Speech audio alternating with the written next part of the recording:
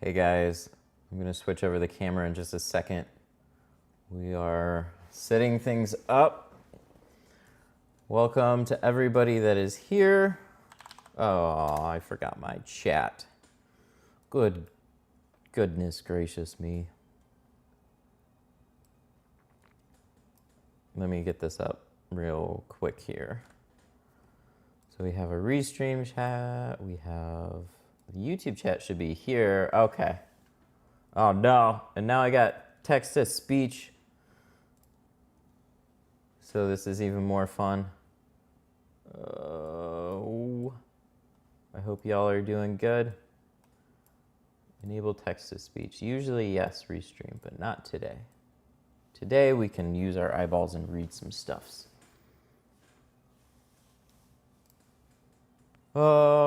Patrick is doing his little sponsor reads. One? Is it one? Is it this one? Hey! I think we're good. Are we good? What is up, everybody? So, we are back this week. What are we talking about this week? I don't know. We're kind of just... Couple things. I wanted to talk about the job that I brought in, what led up to that a little bit. That was a big event for me. There's still pandemic. I'm trying to adjust my focus here.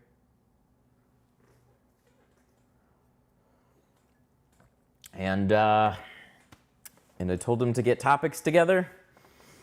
And we don't have any topics really, so we're gonna figure this out. I think he's got a couple things though on his mind that he wants to talk about. But as long as, looks like audio is good. Looks like there's visuals now. It's 2 a.m. in the UK right now. I should be asleep. Yeah, well now you're gonna stay up till 3 because we're gonna be in this for at least a good hour.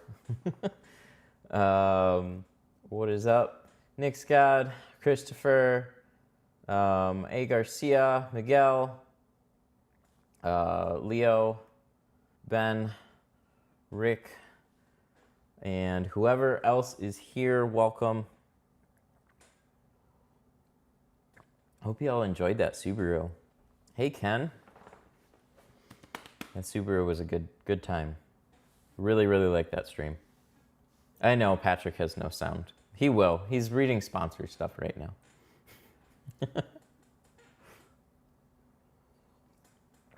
Do I have... Okay, so we should have... Oh, I want to unmute this. And we're back. Are we back? Are you good? Back. They're wondering why you're just mouthing off with no audio. Oh. I was doing all my intros, and I didn't want to bombard my friend's live stream with that. Right. All right. So what's going on? What have we done since last week? We talked about the Budweiser virus. We can't call it what we called it before we get demonetized. Demonetized. Yeah. Demonetized. So YouTube, I'm not really like I knew it was actually a thing, but I just didn't care at the time. Anybody with coronavirus in the title, there you go. Just let's knock it right there. I don't know if they're doing it in transcripts or anything like that. It's okay. So that whole intro I just did with all the other things and everything that ran through the intro with me and you, I ran through the intro through all the sponsors. I forgot to unmute my mic in OBS. It's literally a blank screen. So when they said I couldn't hear Patrick, maybe it was like on your stream too. Oh yeah, maybe they were watching my stream and they couldn't hear me. They were just literally looking at a blank screen because my camera's through the Zoom right now, so I don't even have a camera feed to show them. Anyways, you'll get it one of these weeks. Right, we'll get it. We'll get it soon. Kind of was a good one too. I think the same thing happened last week too. There's something like that happened with your mic last week with your sponsor reads. Oh, we're gonna get there. It's gonna take a few months, but we'll get there. That's what happens when you add new sponsors. Like the whole flow changes. I got to learn the whole elevator pitch and whole nine, trying to get them all in there. Yeah, that's a big one. Anytime I would run to a different place for a while, it was always there's a little bit of a different procedure, even though most of the stuff is the same. It's like putting the keys in a different spot. Somebody else happens to pull in a car for you or whatever. And then next thing you know, somebody's driving off with keys, or you forgot something. You left your sprayer, your toolbox, this, that. Yeah. Oh, it's the worst. It's the worst. That's why I'm always about systems and processes, and everyone needs to be on the same page. Big shout out to Daniel Reyna, by the way, for the $5 super chat. Definitely appreciate it, my brother. Appreciate it. One. Oh, I'm sure he'll be in there soon. He always is. He always is. That's fine. Yeah, I mean, we've been doing I've been doing a little bit. So the guy I normally work with, he just took the week off. And which is kind of nice, right? Because the bosses were talking about, we're not getting a lot of cars. We got 2 tinters, we're both on salary. We're not getting a lot of cars in, blah blah blah. So I mean, hell, they even talked about shutting down the auto department and just strictly doing flat. And I'm like, yeah, so, and I've never heard them talk about that, but I mean, it's crazy times right now. It's crazy times. So he's taking the week off or whatever. And ironically, we're busy because we started doing Facebook advertising with flat and focusing on flat. And, I've just been diving into Facebook target marketing and stuff like that, trying to figure it out. And, we've been getting some really good returns and getting people to call, and I feel like we got more cars coming in than we typically do. So it's got to be working a little bit. Oh, there it is. Oh, that was loud. Oh, where's my? Oh, that's a bummer. What happened? I don't know if the audio did. I don't know if the audio went on that one. I think I know what the issue is. Dana Reyna, thank you for the super chat. I will try and fix this. So if there's one thing I want to, you can replay it. Yeah. I think I have to adjust my audio before that. Oh yeah, happens. yeah, but you're off in Restream land. I gotta. Well, I go through OBS Live. Yeah. Does it still show you the activity feed on the right? It still works through OBS. The problem is when I open OBS and then I change my audio source. Hang on, we gotta apply that, and then we gotta go to a different site. So what have you learned about Facebook? A lot of different things I've learned about. I was trying to figure out initially. What? Thank you. Oh shit, I missed the name. Michael, thank you for getting Glass Aid. There you go. There you go, Michael. That one went off. I'm gonna get the other one though. Okay, go ahead. The initial one, I did put a video together, a quick 30-second video, like a B-roll sequence of Marty, the guy I'm working with, my coworker, tinting a window. Oh, I saw that actually. And it turned out pretty well. It looked pretty good. Yeah. Which is probably one of the best B-roll sequences I've ever shot in my life, because I'm not that guy, and I've been trying to get to be that guy, but I just haven't really nailed it yet. But anyways, long story short. So I knew that Facebook video, I wanted it to post up in people's news feeds. So I know video was one of the most popular ones. I know everyone takes pictures or does memes or stuff like that, but video I researched was the most popular and most effective. So I originally just posted that and then boosted that post with some specifications. I did a 12-mile radius around where the brick and mortar shop is. And then I focused on top 10 to 25% in income for financially. Yeah. Which it brought it down to 37,000, which was my audience sample, I guess, the audience size that I was targeting. Yeah. which is fine until I found out that the better size is a $500,000. So I'm like, at first we did it where it was like a 37,000 sample rate, and we were getting messages. We were getting 1 to 2 to 3 messages a day, people asking, inquiring, and again, these are people that are making decent money, that live close by, essentially. Right. So then after I did some deep diving and learned a little bit more about Facebook marketing and things like that, I did find out that a good sample rate was around 500,000 to $1 million. That's what I was told. And I'm like, okay. And they're like, well, what happens if it's less than that? What if you live in a city that has 100,000? Then what I researched and found out is that that's okay. Then if it's only 100,000, then you use 100,000. That's it. So we went from 37,000 to 250,000, $250,000. And once I did $250,000, Jesus Christ! I mean, these fucking messages won't stop. Like, really? They won't stop. Like, they're now it's just everyone. We're getting like 10 a day now of like people, because during the advertising in the ad, I specifically wrote, to book your next appointment, call the phone number. But the call to action, I couldn't set up a phone number for some reason because it just wouldn't allow me to do so. Yeah. User error, I didn't know how to do it at the time. And so people are messaging. So word to the wise, if you're going to do whatever call to action, if you want them to call, set that up, because whatever that button is set for, they're going to do that. But it's going well so far. Daniel Reyna, thank you so much for the $5 super chat. Daniel Reyna. The car noises are working now. If Korean Tinter, what's some going people on, are saying baby? that it was working before too, so hopefully that went off. But that's awesome. I'm gonna have to copy that then. Absolutely. There is one thing I did learn. So yeah, on the Facebook, you can set it up, and I have to do that. I got to show you what I learned here, but you can do converge. I forget what it is. Converges, and you're converging, obviously, right? okay. But it's a way that you can set up on your website, and I checked it out through Wix. It literally takes 30 seconds to set it up. But you can go through Ads Manager and set up what's called a pixel ID.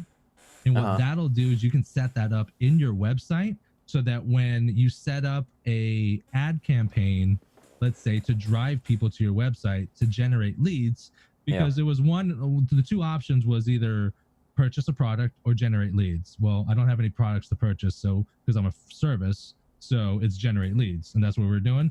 So apparently, if you set up your website, so people go to your website, this pixel ID will start basically collecting all kinds of information and analytics, so that you can better figure out like who's targeting, age ranges, demographics, all different things like that nature. So very interesting. Yeah, that's cool. It's it's just one of those things that I haven't messed around with, and I mean, I'm sure you learn a lot just by screwing around and asking questions, just like most things. So, yeah, I mean, it's me and you are very similar. Once we find something and we're into something, we do start we deep dive into it real like when we did with when we were figuring out how to get the wireless GoPros up through what did we set up? That was nonstop research. Daniel Reyna, thank you again for the $3 super chat. Really appreciate that. Dude, yeah, my stream alerts are really fucking loud now. Are they? I can't hear it. I can't hear it. So. That's funny. You'll see on the stream.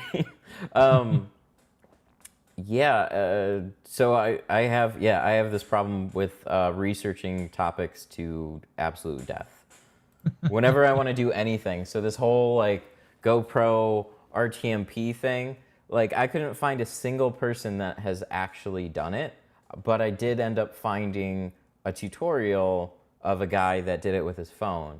And then I just kept going and figuring things out, followed that tutorial to at least set up the main system for it, and then figured out what I had to do to get the GoPro to work with it. And it was nuts, but I didn't know anything about RTMP. I didn't really know much about GoPro.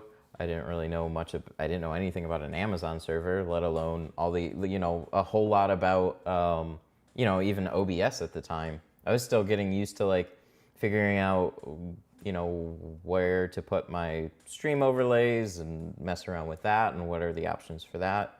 And then I just got, I caught wind of like IRL streamers. So just people walking around with whatever setups, and then they were still getting all the notifications and stuff. So then it's like, well, if they can do it, then I can They do it fucking mainly figure off this of out. a smartphone, right? Yeah, most of them do. Copy of starting soon. Yeah, Yep. most of them do. There's like, you can do OBS Streamlabs. They have an app, a mobile app. OBS doesn't have an app themselves, but Streamlabs does. For those of you guys that don't know, the guys that watch, that Matt and I both do live streams. Matt has a setup in his studio. His studio is all set up. He's been doing live streams from there. Recently had his first client, and I do live streams from the shop as well. But we do live streams wirelessly with overlays and things like that. This is like bleeding edge shit like that no one is really doing right now. And in part mostly because Matt kind of figured out a lot of it. I have like a on real techie background with, I want to do something weird, and I'm not to the point where I'm very much into coding. I'm not really into, writing my own programs or writing my own website, but I'll take things that exist and try and figure out how to get them to do the thing that I need them to do. And it always seems like whatever I need them to do is like 6 or 7 steps out of what they're designed to do. So then you're like, you got to get this thing, then you got to get this thing, and oh, this works through this system, and then it's a whole big jumbled mess, but it all kind of works. Like kind of like what I'm doing for this setup right now. So with text to speech for my headset, when I want to walk around the garage, a lot of people remember on one of my first streams here, they kept hearing the robot voice while the alerts were going off. So I either had to mute the whole desktop audio or enable it. And so then I had to figure out how to route audio separate to my headset and then still keep the rest of the audio on the desktop for the live stream that rebroadcast. Shit's just fucking nuts. One thing after another. Yeah. So how are you holding up with this whole, this whole situation going on across the country? Any better, any worse from last week? The same? How you holding? What's going on? I'd say a little bit better. Not business-wise, just like taking advantage of the time. Let's see, we actually got a job in here, which was awesome. So I had time to put together most of a website. I still have to finish that. We had a bunch Is it live now or no? Yeah, the business website is live, and it has been. I still got to do some edits to it, and I'm just kind of doing that gradually. So that's through Wix, and then like figuring out the back end of that, and then I had time to do. Oh my God! There we go. What is screaming in yours? I missed the name. Oh, it's so small when it pops up on the screen. I didn't read it. Is it gonna pop up on the thing? Oh, it might pop up in like the. Oh, whatever. Thank you, whoever that was, for picking up a glass aid. I think that might have been my last notification that was in the queue for that. I'm getting sidetracked right now. But let's see, with everything, got a video up. So that was cool. I have time to shoot another one tomorrow. So that's good. We just have personal stuff going on too, and just like lots of little things that are like in the works that I have in the background. I can finally put some more time into getting those all done. So I'm taking advantage of the downtime, because it was winter and I was busy setting up the garage. And then all of a sudden, it was starting into tax season where it was just getting busy and I didn't have time to do much of anything else. And now it's just at almost a standstill. I have like a couple appointments here or there. But what I've built out of here in the meantime is helping to offset the slowness of that. So That's Is like business slowing down at the other places? oh yeah, for sure. I was what is it? Yeah, it's Tuesday today. I didn't even go in today, but they picked up a job yesterday, so I went in to go do that. Got up early, dropped off some Glass 8 at Sun Distributing, and then went out and did that job. And then right near the end of that one job, somebody hit me up on my website. They did a Tint Wiz quote, and then they immediately followed it up with a little chat bubble on the website, and then my phone started going off for that too. And cool. yeah, it was really cool too, because what actually got me that job was my Walmart video. So Oh, really? yeah. So he's about 40 minutes away, I think, from here. He's gonna come to you, drive to you? Yeah, he came out here and he Nice. got dropped off. Was that the first one? Yeah, that was a Subaru yesterday. Oh, okay. Yeah, for those of you guys who are watching in the chat, I went ahead and linked Matt's first live stream, the Subaru that he did the other day. So go ahead and check that out right there in the chat. Sorry, Yeah. keep going. So he, let's see. Yeah, he hit me up on my website, but he came through, like, he saw my Walmart video, then he immediately went out, got Walmart film, tried it for himself, and just decided, like, because he's messed around with vinyl and stuff like that. Yeah. And then didn't go so well with the tint, and then he brought it to me. So just kind of went through, like, my recent stuff, saw what I was doing, reached out, and then that's how I got the job. So that was super cool. Nice. So Walmart like video paying back. yeah. One interesting thing I didn't really realize was even like Chicago Auto Pro said 70% of their business, they estimate, is coming through their YouTube channel right now. That's crazy, because you and I spoke about this years ago. They were like, how that, like, if we have a global product, it's a different story, right? You're making hand over fist, selling LUTs for editing software, selling some sort of digital product. We're like, how the hell can we build a YouTube channel and make money locally? I think one of the best things that you can do is local titles, and that Local hurts titles? a little bit. Local titles / local. Whoa, Dano Reyna with a $3 super chat, dude. Thank you. I appreciate hey. that. He's been Hey, firing hey. them off left and right. That's awesome. Like, so they're Chicago Auto Pros, so they've dominated in their area with video. So whenever people are searching for like window tint or PPF or detailing in Chicago, it pops up a lot more. So that's what's really, really helped them. And then all of the advice that I've gotten about local marketing, the ones that really stand out is always, they say just do whatever you can to put cities and local things in your titles and whatnot. And it makes a lot of sense, because that's what I've been doing with YouTube videos forever. I think unintentionally for a good part of it, like how to tint a door window, I was just calling it what it was. Right. But the more that went on, it's true. You want to be what people are typing is exactly how you stand out. You know, it's cool to have a cool name, but people will, like, they don't find you as easily that way. So Detroit Tint Studio was a big reason behind that name, because Detroit's in the name, Tint's in the name, and then Studio because I wanted to be a little bit different, or try to differentiate this from a shop with, like, you know, live streaming and being a little different that way. So I think going that way a little bit more, I'm going to start putting like Detroit and local things like in the video description, in the titles and stuff like that. And I could even go back through my back catalog and do some of that too. I could change some of it. Does Detroit Tint Studio have a Facebook business page? It does. Do you plan on streaming to there as well? Yes. Okay. So I'm not sure if he shared the right thing. So one cool thing that came out of all this too is the social aspect. A lot of people will ask, how do you get reviews? How do you get people to share your stuff?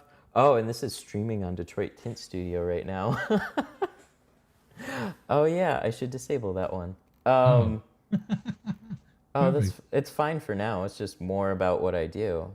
So anyways, one thing I was sure to let him know was like, hey, like, cause it was only the back half of the on a Subaru. I could have got that done in an hour, but I asked him if he could drop it off for 3 hours, and I made sure he knew that I was going live with it. And he was like, that was just part of the excitement. And he was super stoked about that because he saw the videos, and now he's bringing his car, and now his car that he's really, really passionate about. He was talking about, you know, getting some visors for it, doing some other stuff to it. Like it was a super clean WRX. So Subaru people are just into their cars. So just seeing it out there while it's getting worked on was just a cool aspect of the whole thing.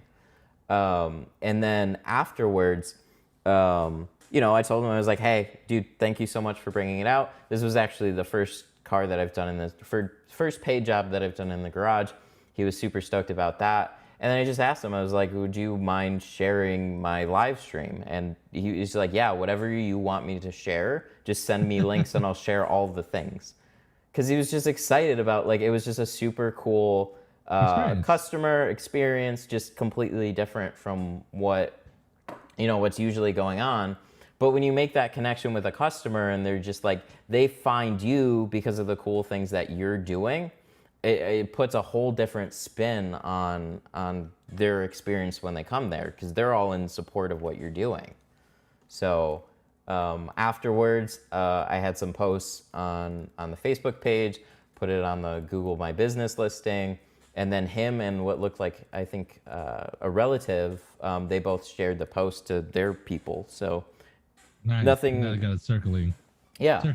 Now it's just going to start to get the page out in more of a local fashion, rather than telling everybody to come like the page from like all over the place. So it should be like a cool start to it. Let's see, one share. Yeah, I want to go through and see the analytics on it, because even the live stream on the page has reached 191 people, and that's just from I haven't publicly done anything with the page. Just been doing the post, but I haven't like told anybody to come like the page or anything like that. So yeah, just from that. Good. I mean, the power of, because someone mentioned that like, they said, so because you're starting your own business, are you going to tell people that you like, you know, that you're a YouTuber or that you make videos and blah, blah, blah. And I'm like, I don't know. Like, why would I? And they're like, well, you probably should, because it's a little bit of clout that you can use and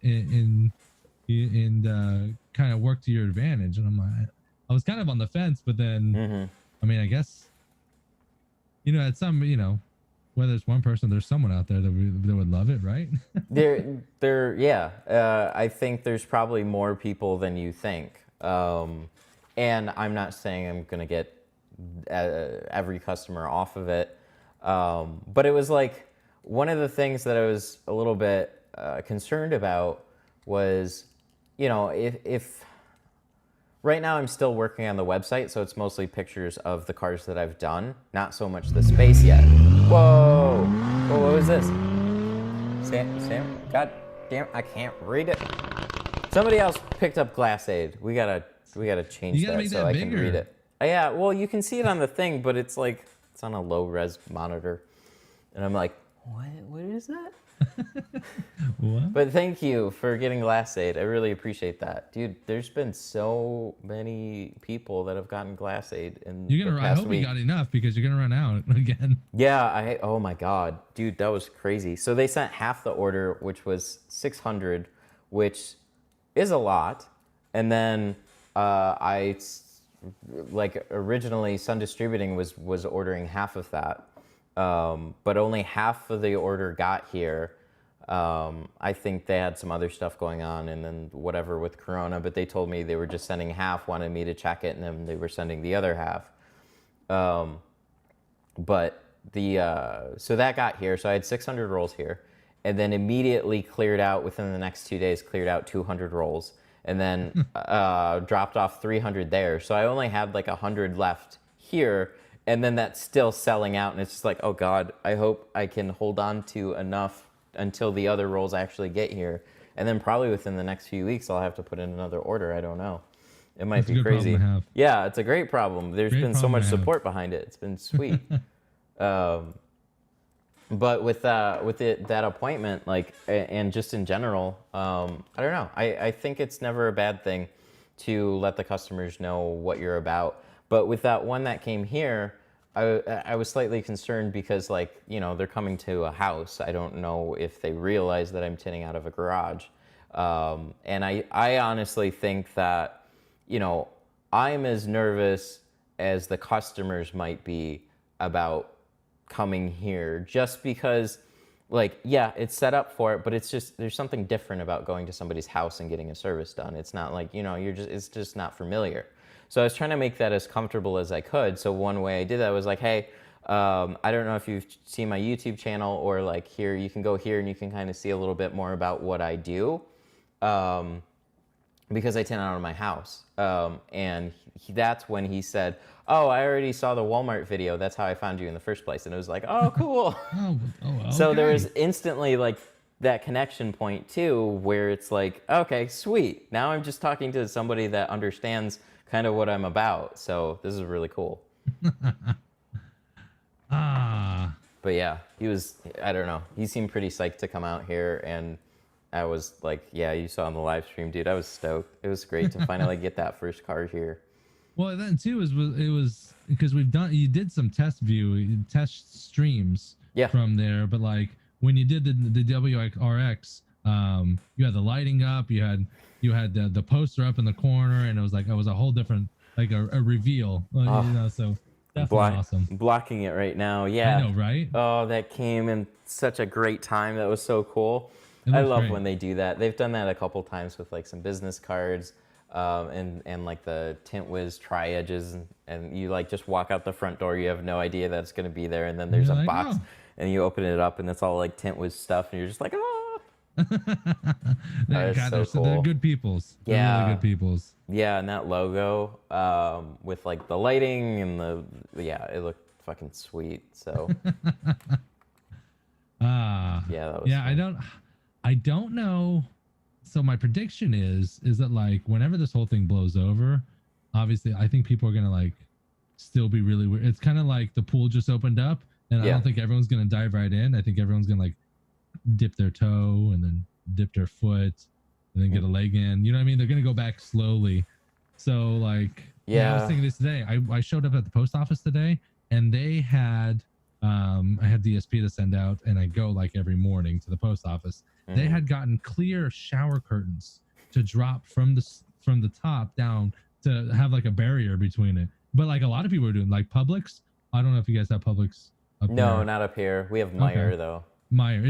It's a popular grocery store chain, and they put plexiglass boards in front between the client and the, you know, so there's a lot of people doing that. I don't know how long those are going to stay up. That's what they did I was looking at Lowe's. Yeah, I had to go in and get some stuff there. They're doing the same thing over there. They have the plexiglass boards, and then the payment machines are like awkwardly far away. So you're like, oh God, here's my payment.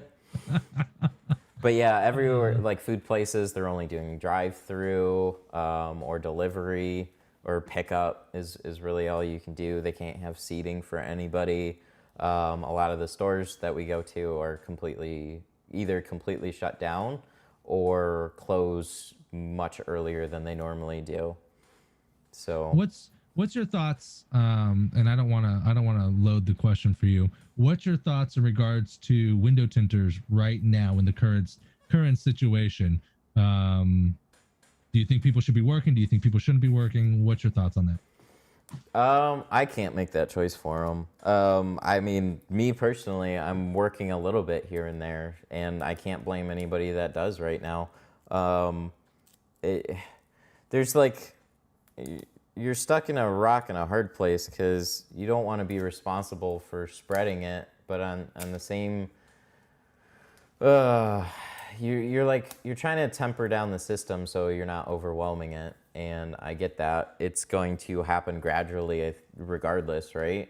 Or at least that's kind of the idea, because if everybody just stayed home it's not magically going to go away. There's always going to be that one person or that one thing with it. And then it's just as soon as everybody's back out, it's just going to start spreading again because everybody's out.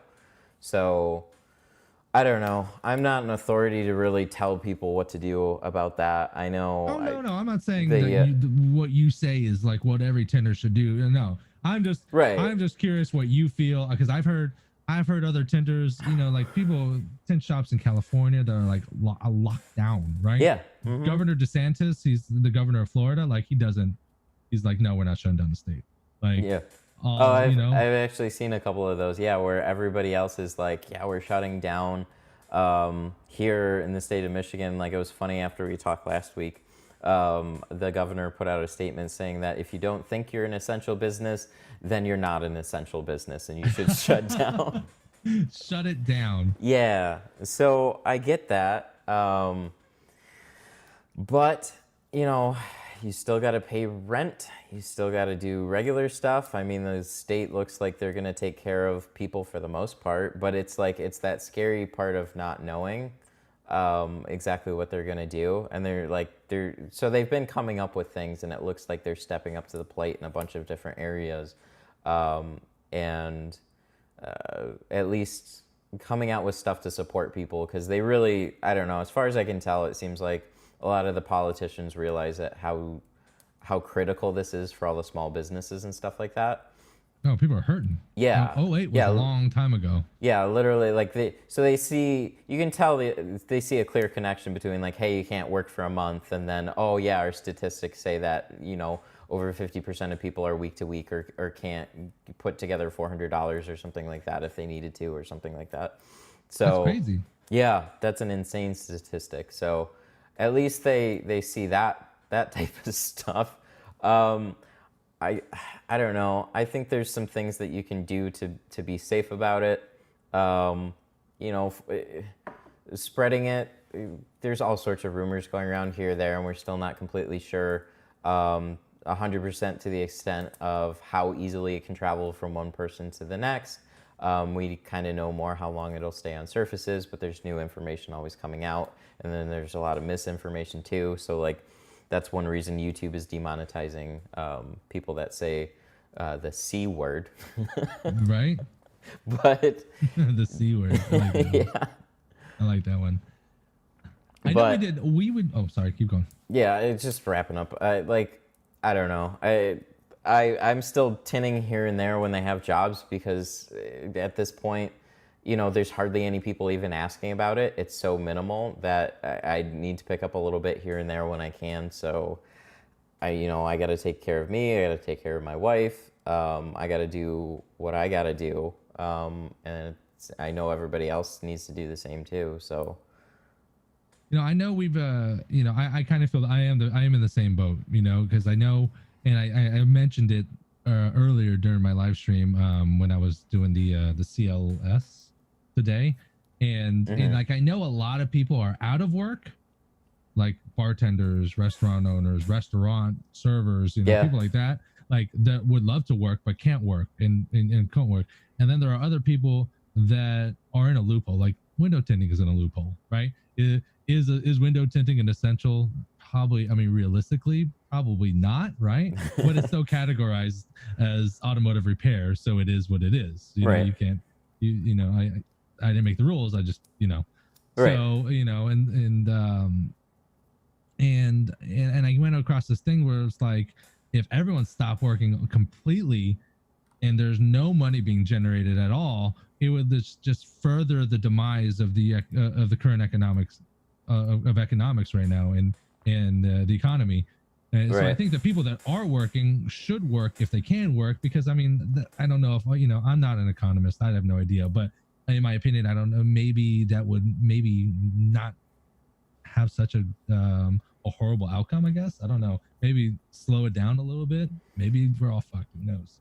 Right. Yeah, I'm in that position right now where it's like, if we were talking privately, I'd probably say, hey, just be careful. Right. And there's safety concerns. But speaking a lot more publicly about it, I don't want to necessarily be the person that's I don't know. Things can get taken out of hand pretty quickly. Right. Of course. That's kind of where I'm at, like that.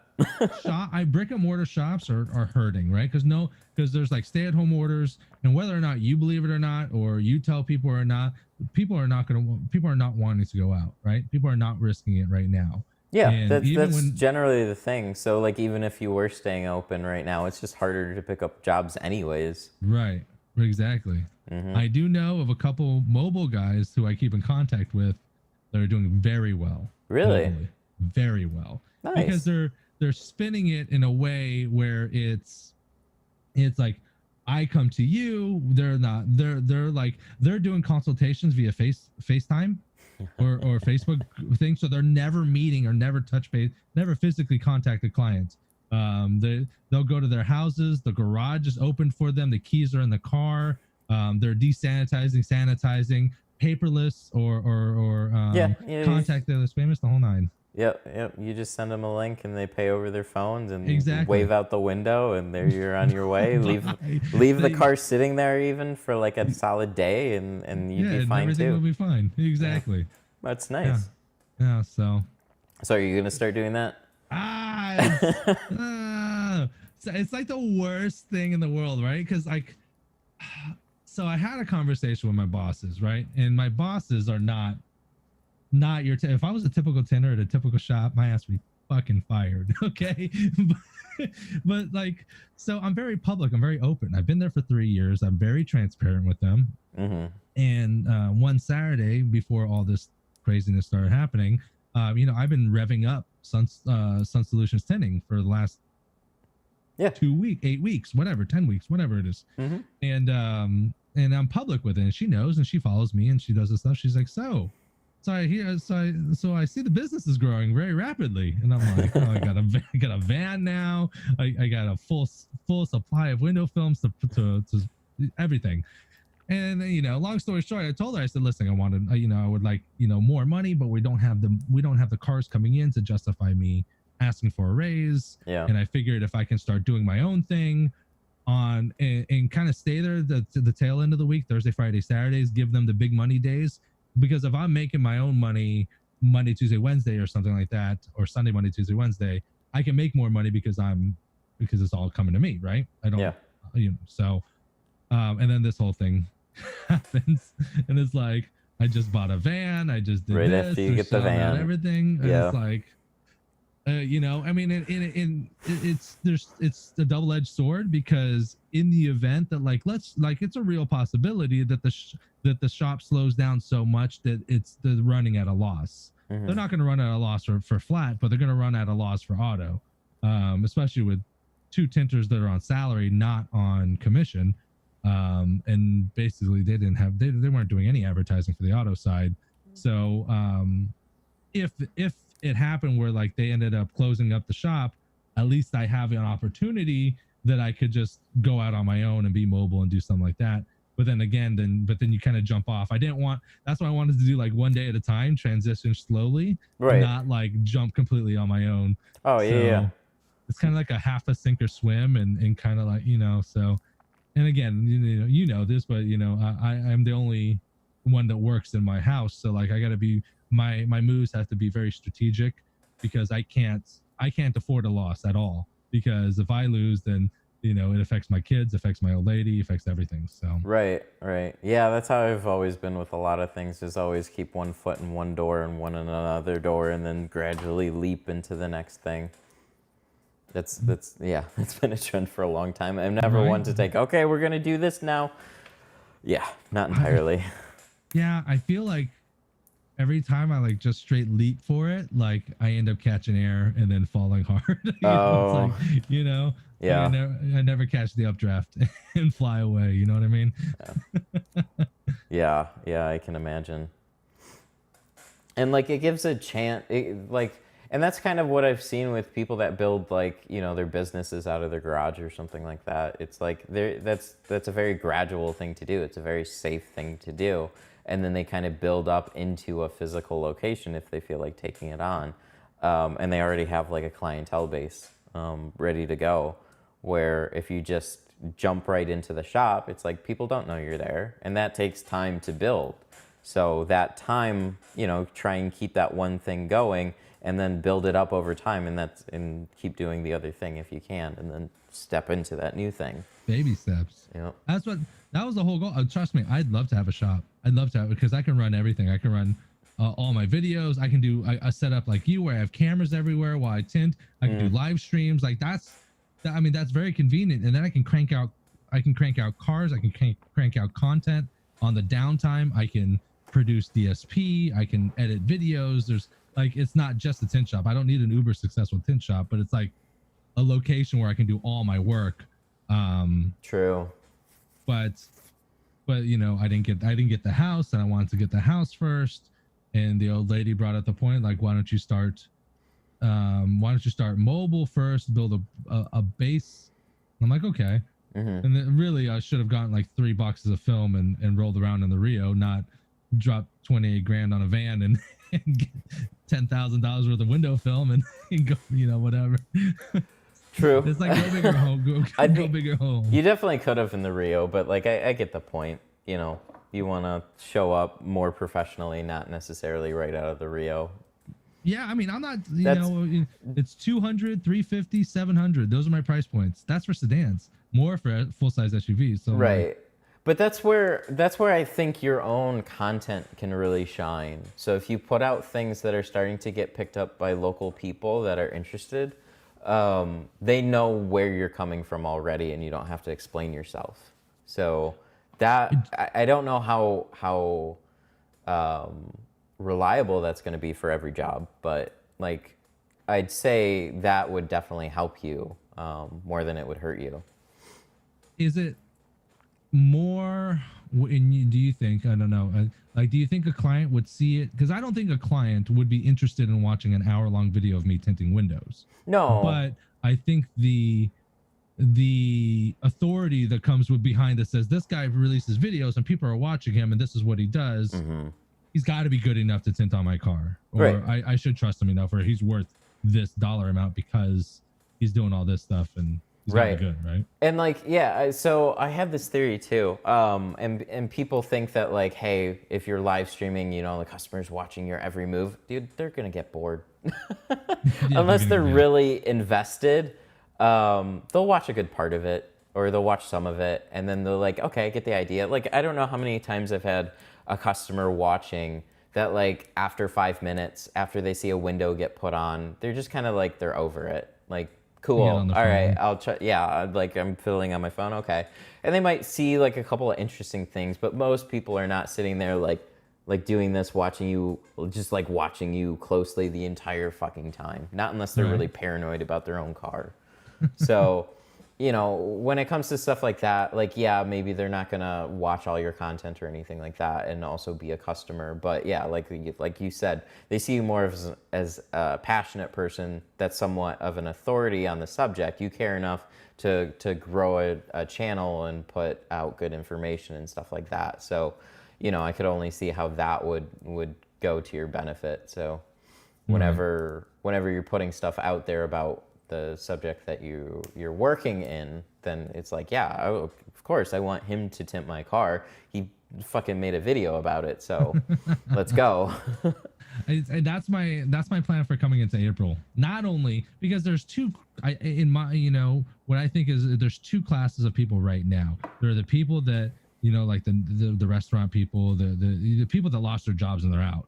But there's a whole other group of people that are working from home. They're actually doing better than they did before, because now they're not spending money on lunches. They're not spending money on gas for their vehicle. Their kids' daycare is now closed, so they're not shelling out money for that. Like, these are real life situations, and they're getting money from the stimulus. So like, there are people in a different boat that are doing way better than they were before, and they have nothing but time on their hands. So that's kind of like, that's the hard angle, like the full send I'm going. You know, I have like $500 set aside for advertising for the month of April with Sun Solutions. I'm going to see what I can do with that. You know, and just trying to fill Sundays and Mondays, you know, Sunday, Monday. That's the goal. Just fill Sunday, Monday. If anything, fill Sunday first, right. You know, and then if I fill Sunday, then that week I'll try to fill Monday. But if I can't, then just Sunday. Just see what you can stack up there. Yeah, exactly. You know, there's going to be a surplus. That's it. Yeah, that's what I've noticed with mobile too. Focus all your efforts on at least 1 or 2 days. Spread them apart a little bit too, if you could. So like maybe if you did like a Sunday to start, then spread it out by a couple days to like a Tuesday or Wednesday if possible. So that way you have that staggering where the people that can't be there on Sunday might be able to be there midweek or something like that. Copy that. That's not a bad way to go either. Yeah, because we noticed that a lot with like physical locations. It's like if you gave them a Monday and a Tuesday, they'll fill Monday or Tuesday. They won't, or they'll have a couple jobs on Monday, or they'll have a couple jobs on Tuesday. But very rarely would they keep both of them busy. But then if you stagger them out a few more days, so they have like a Monday, Thursday, Monday, Friday, Tuesday, Friday, or something like that, then they're more likely to have some jobs on Tuesday and more jobs on Friday. Gives them time to fill up stuff and Yep. Okay. Yep, that That's extra interesting. yep. That's interesting. I like that. Yeah, that worked out pretty well. So That would work out too, because if I worked on Sundays, I work at the shop on Mondays, but my guy Marty, the guy I work with, he's not there on Mondays. He gets Mondays off, right? yeah. So like, and I know he doesn't want to get rid of his Mondays. So he doesn't want to go back in the shop on Monday. It's a 2-day weekend. Yeah. So that wouldn't be bad to go like a Sunday, go back to the shop Tuesday, Monday, and then maybe go back out on my own on Tuesday or something like that, or Wednesday. That would be better, yeah. Yeah, actually. You'd That's be better smart. off doing that. Smart. But yeah, you made a good point with the whole like working from home aspect. Like I wonder if this is going to create some sort of a business revolution where they finally realize, hey, we don't need to have people in every day and they're responsible at home, because there's a lot of people that genuinely like to keep their jobs and like to work.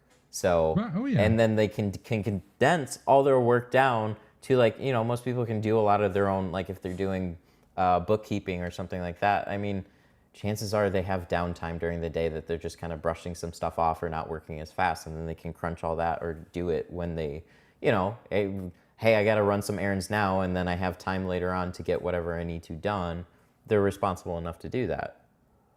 I think, yeah. I mean, I know people that would love to work from home and they never had the opportunity because companies are like, Yeah, because they gotta keep an eye on you. You gotta make sure you're still working. Yeah, but they don't need to be micromanaged that much, as long as you give them, like a lot of people, if you give them tasks and then just say expect their task done by this point, they're gonna fucking get it done, or else they're gonna be fired or whatever. But yeah, Right.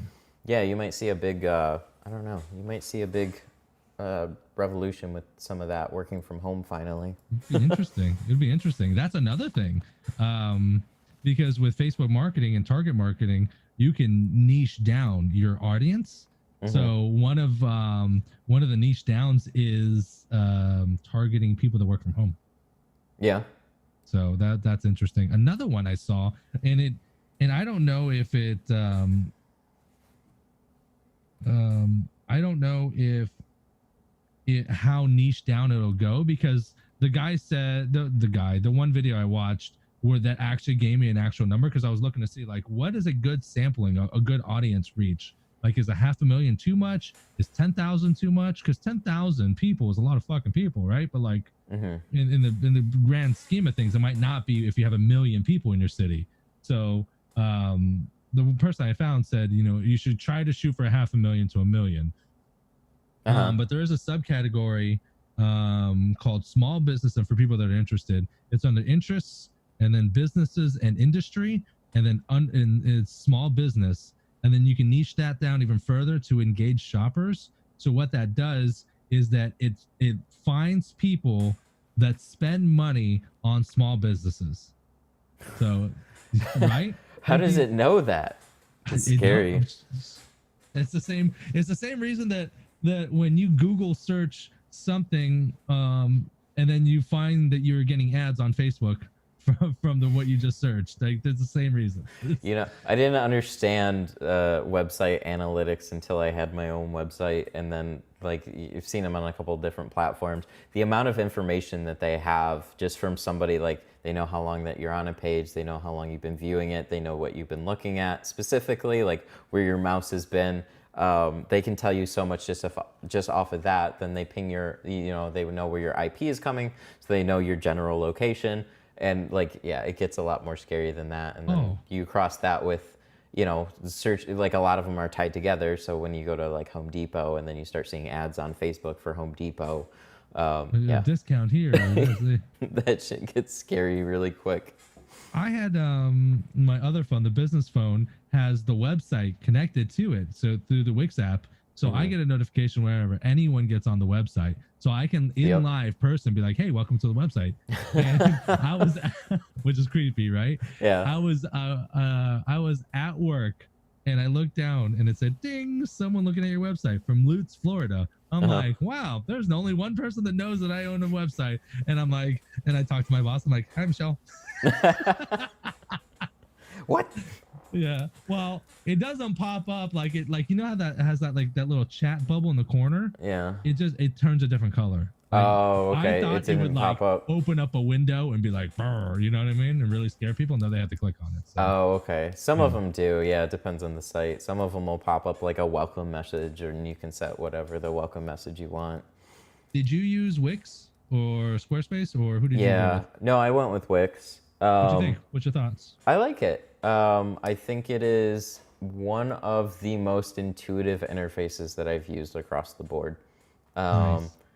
They're just getting a general feel for like skipping around between web pages and stuff like that, you know, because when you're on a website, you click on a picture, you're going to then edit the picture, not go to where that picture's pointing. So once you kind of get a feel for like the tools on the side and whatnot and the layout of it, it's, yeah, I don't know. It's extremely flexible. It's really cool that you can actually take whatever you want, drag it anywhere on the page that you want, and you leave it there. And then that's where it actually is. And you can stack things on top of themselves.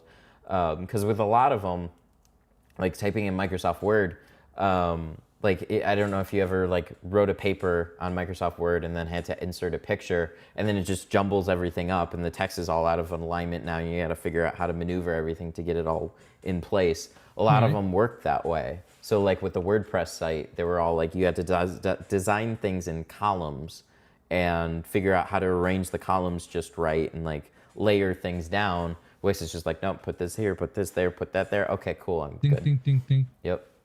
And I'll be honest with you, I got a confession to make. During my video, during the Wix video that I did, part 7 or 8 or 9 or whatever, I don't know what it was. There was an ADI option. Yeah. I think it was ADI, and then there was a create your own option. Right. And all the research I did, people are like, create your own. That way you can build it from the ground up. You know what you're looking for. The problem is I'm not a graphic designer. I'm horrible at that shit. That's the reason why Carrie works on everything I do. They told you to literally like start with a blank page and try and do all your own elements and stuff. Yeah, basically it was that. And I tried, and I sat for about 3 hours trying to, and it looked like a stick figure on blank paper. And I was like, I don't know what the hell I'm doing. So I actually went back and chose the ADI option, and they go it's very interesting. They go through, you know, what's your style? Do you like dark? Do you like light? Do you like classy? Do you like conventional? Do you like wacky? Like, they give you all kinds of options. Right. And then it spits out like 4 or 5 options that you've chosen that fit all the questions that you answered, and then you can choose from there which one looks best for you. And that's the one I did, and then I pretty much changed. I mean, you can choose your color palettes, what colors you're using. I mean, everything. And the ADI option was actually surprisingly really, really effective. Oh, that's cool. So I started looking through all the templates, and I ended up settling on something more like portfolio, because we're in a studio, and then just I wanted like the work to kind of sell itself, but I'm still going to I don't know, I've still had to design my own pages somewhat, but yeah, I couldn't start with a blank canvas at all. It's too much. It's like, you know, when I think about a shop, there's a lot of people, they'll have like a big warehouse, and then they'll just like put shelving on the sides and stuff like that, and then it's all open space, but it's like there's almost too much to work with because you don't know what to do with it. We're here, and like I have defined walls and stuff, so I can at least like put stuff on the walls, and like this is what I have to work with. And even the walls themselves, it's just like, what am I supposed to put up there? Like, what would look good? I'm not sure. And then slowly trying to figure out what looks good. Like, but if I started with some sort of a template or just looked at what other people were doing, that's the only way I can get some of this stuff. Right. Because I can like when you hone in on like, okay, I like the way that looks, and then just let me have my own spin on it or let me tweak it. That's what I'm better at. I did try that method, and it was like, I look at one, I'd be like, okay, kind of like that one. I kind of like this one. I kind of like this part of this one. This part of this one, this one better. And then like nothing was like, I never found something that like, you know what I mean? Like popped at me. That was like, that's fucking it right there. Like it was like, I guess this will do. And then I was like, I don't want to, this will do. Yeah. There's a point I said, screw it. But I was looking at the portfolio options and I went with something a little bit more simplistic. And then just started building the pages out a little bit more. And then, I don't know, it's still fun to mess around with. But yeah, I don't know. It's able to do pretty much everything that I needed it to do. The nice thing about it is that I'm not trying to turn it into like a streaming website or anything like that. And like, well, like, you know, a whole custom website. It's literally like, okay, I just need a business website now. Cool. Oh, you know what's There's funny? That templates for days for stuff like that. So there was an option for a subscription-based website. I'm like, really? yeah. I'm like, mother fuck. You can section off pages to be like locked to members and whatever. Jesus. Yep. Just to let you guys know, we had a hell of a time with our WordPress site for certifiedtinter.com, and we had a computer guy out of India. Like it would take like days for an update to happen. It was costing us money every time we talked to this guy. Like that was a nightmare. Yeah. Nightmare. Yeah, and like that's what I hate about having somebody else do your website too, is like they can do more things for you, but at the same time when you want to make those small changes or you want to have some flexibility, like, okay, all I need to do is add a video. Like you're just like, I don't know how to fucking do this. It's all just now you're learning from the ground up off of what somebody else learn more shit. Mm-hmm. Yep. And there's still a problem with the site and I can't fix it because I don't have, I still got to go into the back end and change something. Look, I don't know if you can see that. You see those? Those are 3 it's posts. A little blurry. Sorry. Oh, I don't have auto zoom. Okay, so those are 3 individual notifications. That's from the advertising from the shop. Oh, nice. I had to tell my boss, I'm like, yo, we got to talk about this shit because I will respond, which is fine. Yeah. But listen, it was like 9, 10, 11 o'clock at night. Like that's just got to stop eventually, right? He's like, just do it between hours. How much was that in advertising dollars so far? On advertising dollars so far, we have a pretty sizable budget. For 30 days, we did a $750 budget. Okay. So I think it was around $25 a day. Okay. That's so like sizable. How many days was that running? Like, I mean, has it been running for like a week so far? It's been running for, I'll tell you the analytics right now. Hold on. Yeah. Because like I know it's going to vary, but roughly like, okay, I've put $100, $200 into advertising and I've had 20, 30, 40 leads generated from that. That's what I'm really curious about.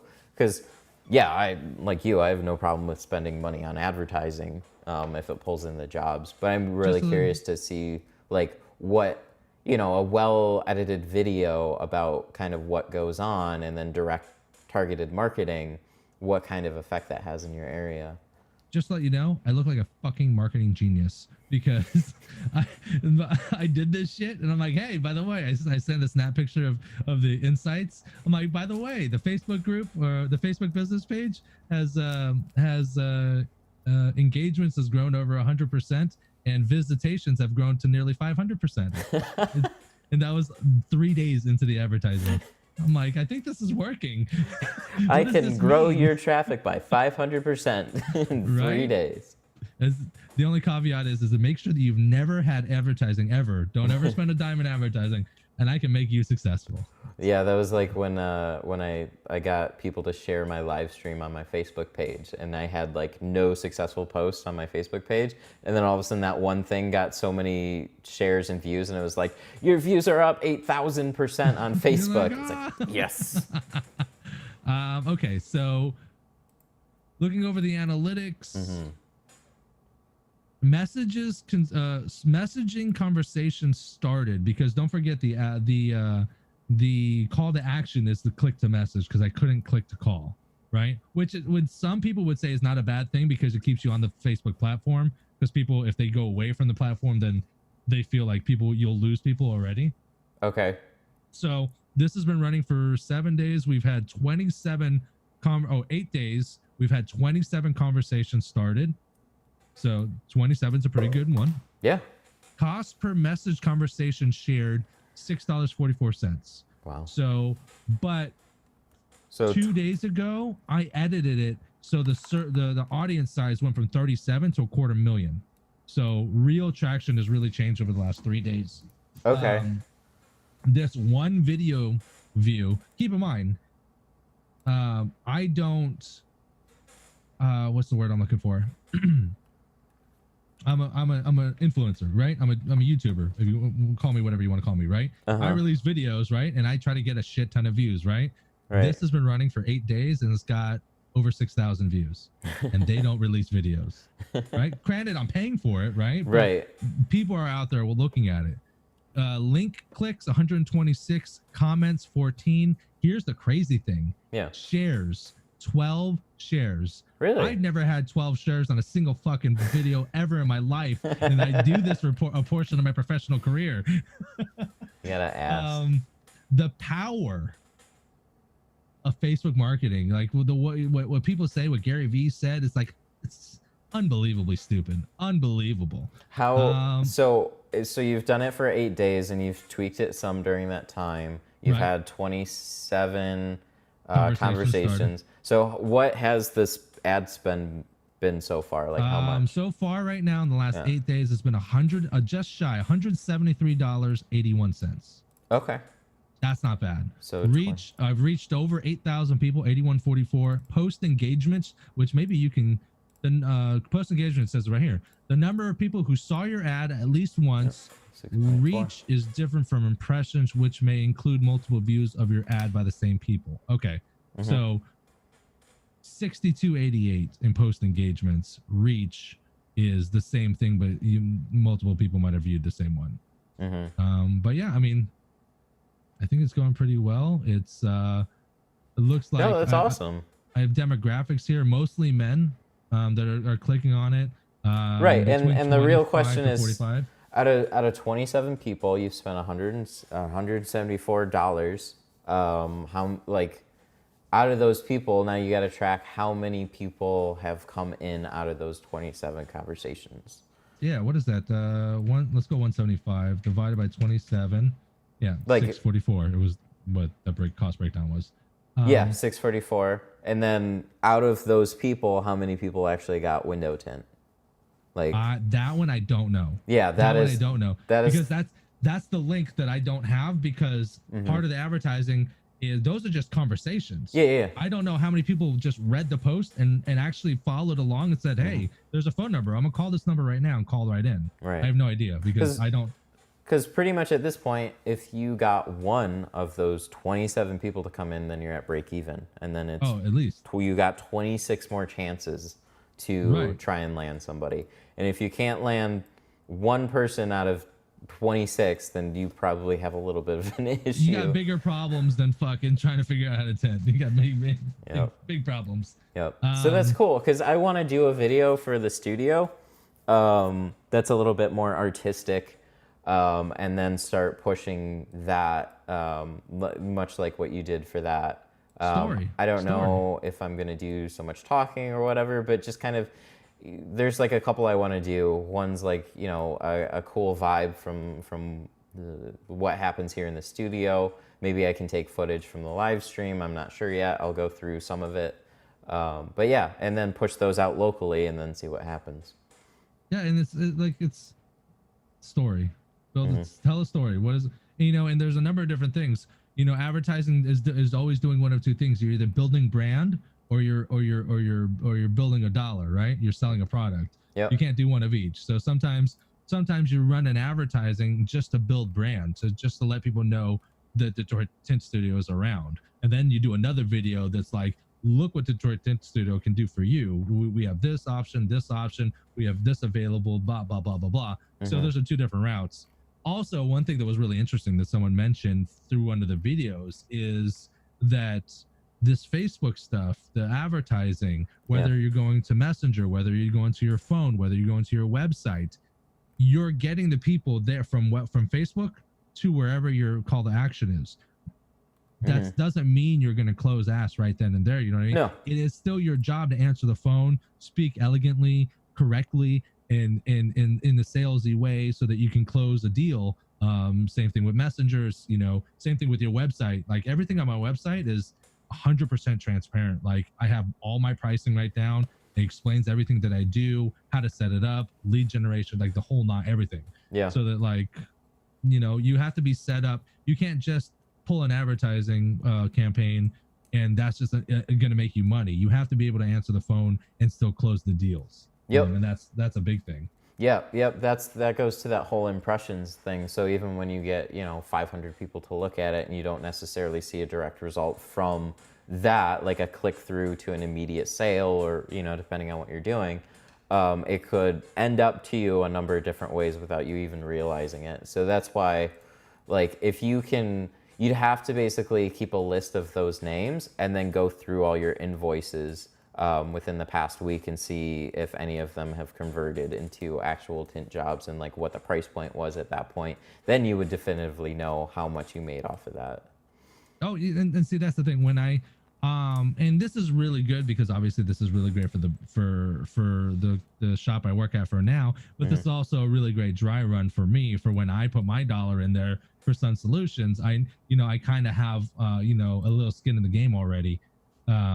But that's gonna be the interesting thing, is that when I do and I do this for Sun Solutions, now I have complete control of everything. When I answer the phone, I can say, how did you hear about us? You know, is it my rap van that I've been driving around town? Did someone see a post on Facebook? Did someone see my advertising on Facebook? And then that way I can, you know, it'd be easier to quantify, you know, where my dollar is going and if it's working or not.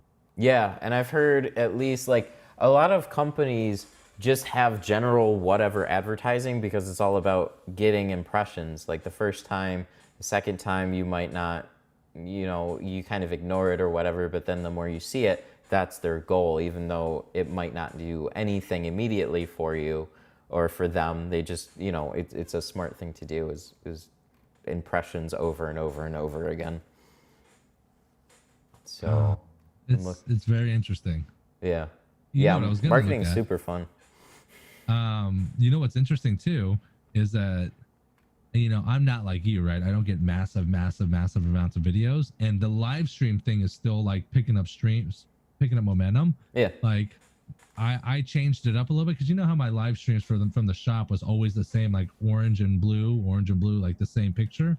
So now I changed it up, and I you know, I took a half a page from your book and I shrunk it down and put still from the shop so people know, but then now I'm like popping in a picture of the actual car I'm doing, so it kind of changes.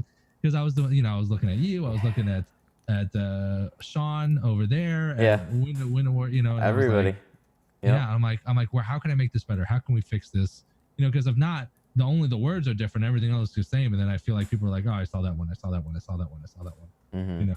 Yeah, the content is half the battle. Selling it is the other half, and that's really hard to look at YouTube that way because it's so video. Like you're on YouTube for videos, and you put so much work into making the video good, and then at the end of it, you're exhausted and you forget all about, oh shoot, I got to take a thumbnail, oh, I got to figure out a title, and that's really the backwards way of making YouTube videos. You have to really start with a good thumbnail and title and then make your video now. And I still forget to do that. But more often than not, like you have to figure out what gets people to click on that one thing. Like, is it the car angled this way? Is it this kind of lighting? Is it me in the picture with the car? Is it facing this? Like there's a bajillion things. How's the tire rotated? Like, that's all that. And then when you figure that out for the first one, then you got to figure out how to make it different for the next one. So it's different enough that people realize that there's a difference. And then, and then still have it clickable and intriguing and whatever. Yeah, all that. I saw, shit, I was about to say something. I totally forgot. Oh, it's okay. I hate it when I do that. Right. Never mind. Never mind. Damn it. But yeah, YouTube's a funny game. I'm starting to not care as much. I'm almost making videos for like the meme of it now. For you? Yeah. Yeah, videos more for me, and just what I think is maybe gonna do better. Because that's the challenge with video, is like there's so much work that can go into a video, and then you put it out there, and then it just like Flops. It flops in relative terms to like whatever either your old stuff did or what you wish it would do. And you're not really sure what kind of an impact that it has. You just get some nice comments here or there, but that could have like been life-changing for somebody, and you just have no idea. Where the live streams, it's like, oh, it's so much better. It's so much more interactive. We can tackle subjects. We can do different topics, and it's much more of an interactive conversation. So like, and it's convenient too. It's like convenient for me, and it's convenient for the people that are watching that want to know, hey, how do I do the thing? You're right here. Let me ask you. Can you show me, or can you at least tell me right now? Right. Exactly. So, It's like having contact with a pro. Yeah. Like I was trying to like overthink that. I'm like, I don't need to overthink it. Right. Yeah. Getting to interact with a professional that's doing a thing, whatever it is you're trying to get done. You know, because there's people like you see it all the times in the groups too. Somebody, you know, rather than clicking search or rather than going to Google and trying to find it and spending 5 minutes doing it, they just ask right at the top, like, hey, how do I do the thing? And then like just wait for the answers to start pouring in. What the groups. That was the reason why I started the group, because Yep. I was getting bombarded by emails and questions and this, that, and the other thing, and I'm like, I don't have fucking time for this. Like, how do I do this? How do I figure this out? Yep. Let's do a group. Y'all can talk amongst yourselves. Let's figure this out. Stronger together. Exactly. Yeah, and it's like, yeah, and there's just something completely different about this whole live streaming thing. It's a lot of fun. Yes, I think it's fun. The content's easier to produce. It's a lot more interactive, so you get, you know, I'd rather have a better quality of followers and people that watch versus quantity. I'd rather have 100 people that, you know, that love it, that are engaged, that are into it, what I do, versus a million people that are like, yeah, I saw that video once. You know? Yeah, like that Walmart video. You know, I have no idea what it actually did as far as a lot of things. But then I see a handful of comments here and there like, hey, that's what got me starting with window tint, which is really hilarious because I didn't think it'd have that kind of impact. It's not supposed to be that kind of. But see, that's what I find out, right? Because for those of you guys that don't know, like, I'm obsessive about like YouTube shit, and like I'm more obsessive like of like smaller channels that like explode out of nowhere, and I get like so frustrated sometimes. So there was this guy that does like Harry Potter things, but a couple years back he did one video where like his videos weren't doing a lot and weren't getting a lot of traction. He's just doing what he loves, and he made one video that hit like 1 million in like a week, which is an astronomical number. Yeah. And then it just snowballs, and he did another one and did another one. I saw the Potter guy that I told you about. Yeah. He's at over 250,000 subs now. Now, granted, 250,000, that doesn't mean anything, blah blah blah, right? It's the same thing. Like no, it's still good. Yeah, those are the exceptions. I mean, those are the exceptions, not the rules, right? Like there's 70 million creators on YouTube right now. That's taking, yeah, there's so much more accessibility with Harry Potter, and it's got such a bigger fan base than like window tinting. So that kind of stuff definitely translates. It can translate very quickly into your numbers. The more you watch different things, like it's just more topical. So when you translate that into like, okay, so what does that mean for window tinting? That's where I finally have a lot more like, just I'm much happier with live streaming and seeing where that, like, it makes me feel a lot more comfortable. Like I could be doing the same thing for at least the next 5 years and be cool doing it. Where video, I was always on my toes with trying to figure out, okay, what do I need to make next? How do I need to shoot it? I need the time to what's do the it. algorithm doing? Like, I always feel like how you're is it chasing changing? How are you feeding? And like, I see it across so many different channels. You're as relevant as your last topic, and you're only really as interesting as your most recent video.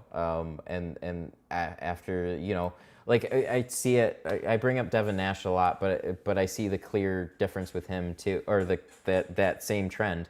He got very topical, very popular. People learned a whole lot about Twitch, and then people kind of like, oh, okay, I get it now. And then he starts to taper off, and then he starts to decline.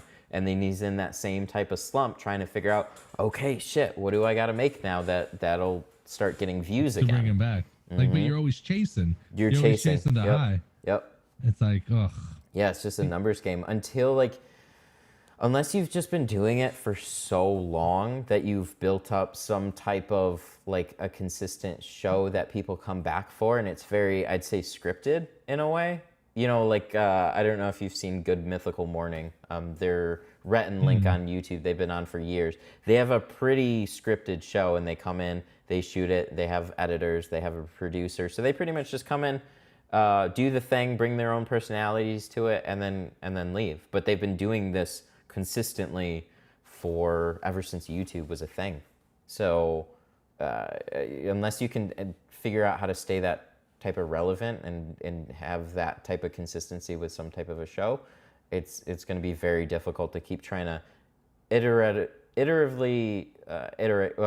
iterate on like creative content or content that doesn't change a whole lot, because window tinting doesn't change much at all. It's evergreen.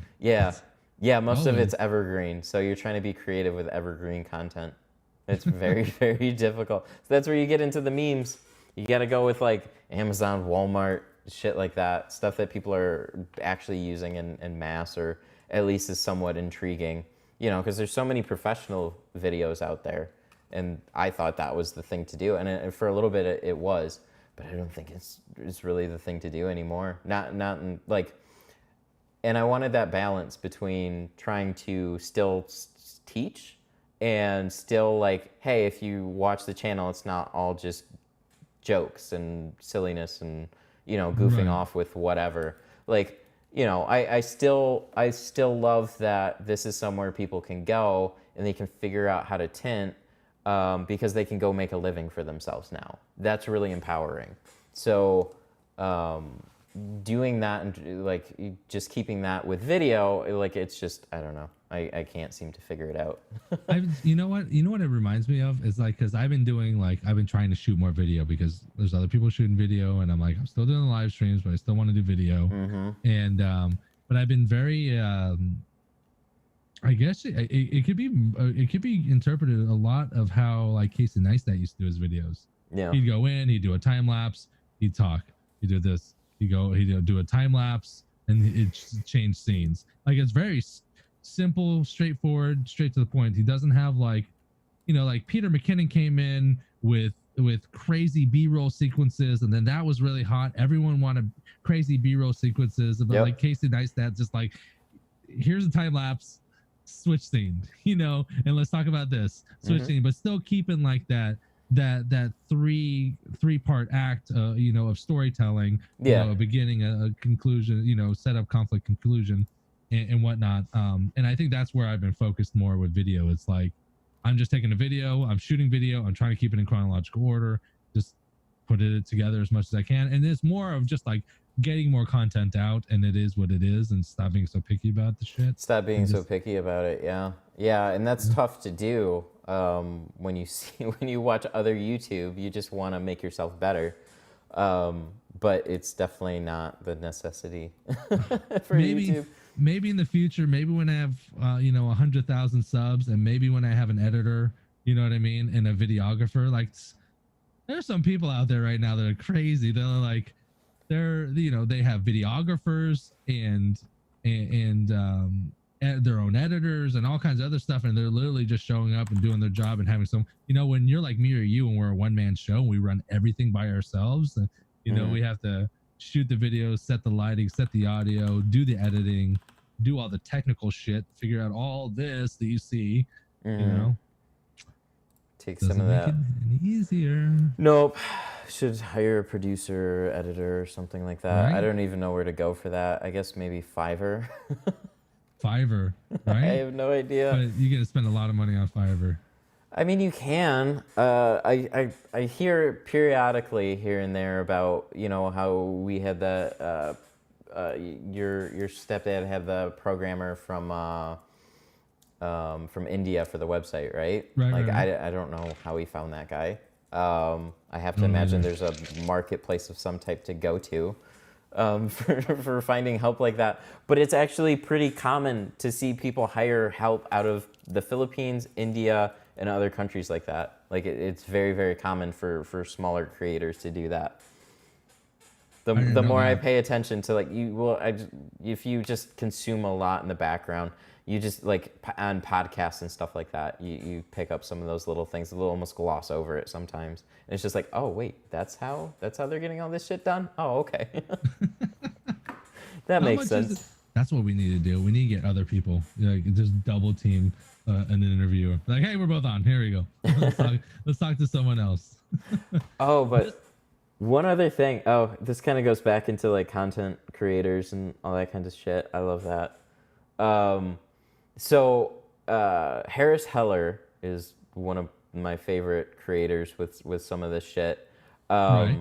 But if you notice his numbers, he was doing extremely well for a little while everybody was starting to learn about live streaming.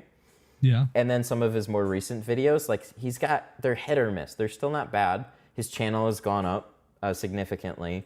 He's almost up to 200,000 right now. But his views have kind of done that same thing that most other Drop channels down. have. Yeah, and it's just like, oh no, I don't need to learn about that one thing today. I don't need to learn about that one thing right now.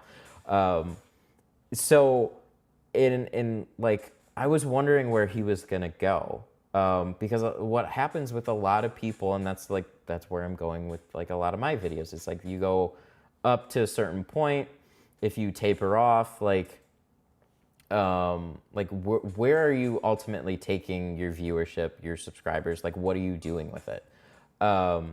And I always thought it was weird, you know, because he's kind of doing the same thing. He's a streamer that's teaching people how to stream. That's literally creating your own competition, right? Right. But what's Kind of like crafty? what you did to me. Yeah, right.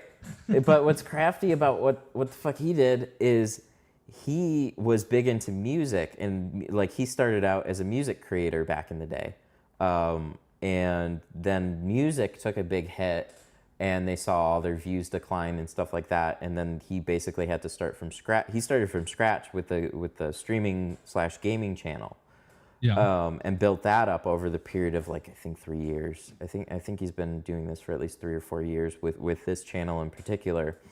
But then he brought his music back full circle. He created a streaming list, like a whole royalty-free streaming catalog that people could just play in their streams. And then he broke down the math of what that number You turns were out to telling be. me this earlier, and I had no clue what you were talking about. Oh my God, this is so smart. So in teaching so many people how to stream, like he has this habit of giving certain things away. Like, oh, we'll teach you how to make your own logo, and oh, we've well, maybe not the logos, but like stream transitions and stuff like that. Right. He'll give people digital assets, like go to my Discord, it's free. We created it. We want to show you guys how to make it. And then also for those of you that don't want to make it yourself, here's where you can go download it and incorporate it in your own stream. Well, that's just money that you've put away that's not doing anything for you, really, other than making your fans happy, and that's cool. But then there's always been this problem with playing music on a live stream. So a lot of, you know, because you can go to somewhere like Epidemic Sound and pay a subscription and then play royalty-free music. But for the most part, it's not that big of a deal on Twitch. But it probably will be. It definitely is a problem on YouTube. YouTube will flag your entire video. So that's why I never play any music, because I'm always scared that even if it's something I have the rights for, there's going to be a problem with it, except for maybe the intro or something, which I could cut out if I need to. But then, so what I'm getting at is he made this entire catalog of music, like a whole playlist of 100 songs that streamers could play in the background on their live streams and not risk getting copyright strikes or DMCA takes in. Did he cut these himself? He worked with the producer to make these, yeah. So he's coming back from his music career, like he plays guitar and he's a musician. So he made these with the producer, and then they released them for free for people to use, but they released them on platforms like Spotify, Apple Music, and whatever, like Pandora and stuff like that. And they collect a little bit of money from each play. And it breaks down to, he estimates, he said he'll give the real numbers in a couple months, but it's about half a penny per play. And what that translates into, his recent numbers, he said they're still growing. He got 150,000 plays in one day. And Jesus. over the course of a month is likely to be over 20 grand worth of revenue just off of free music to people. That's more than that's a bigger revenue stream than any of his other streams. He right? went through all his other revenue streams in this latest video breakdown of how much do Twitch streamers make. Yeah. So he broke down, you know, he gets about 400 viewers. He has 22 to 2,500 paid subs on his Twitch channel, which he said roughly translates to about 10 grand is what he makes on Twitch. And then through YouTube video sponsorships, he said a normal sponsorship will be about, like, normal YouTube ad revenue will be X amount. Sponsorships will be 5 grand, but can be as much as 20 grand in a month. And then that music royalty thing just fucking like blew it all out of the water. So all this teaching people how to fucking make a live stream and like, here is free music now for you to play. Dude, it's an insanely smart move. And it's good for the whole community because they have free music now that they can just put on their live stream. They don't have to pay anything other than their own like Spotify subscription, which they don't pay him, and he just gets a percentage of the on the back end. Yep, because the company pays him to have music on the platform. They pay per play.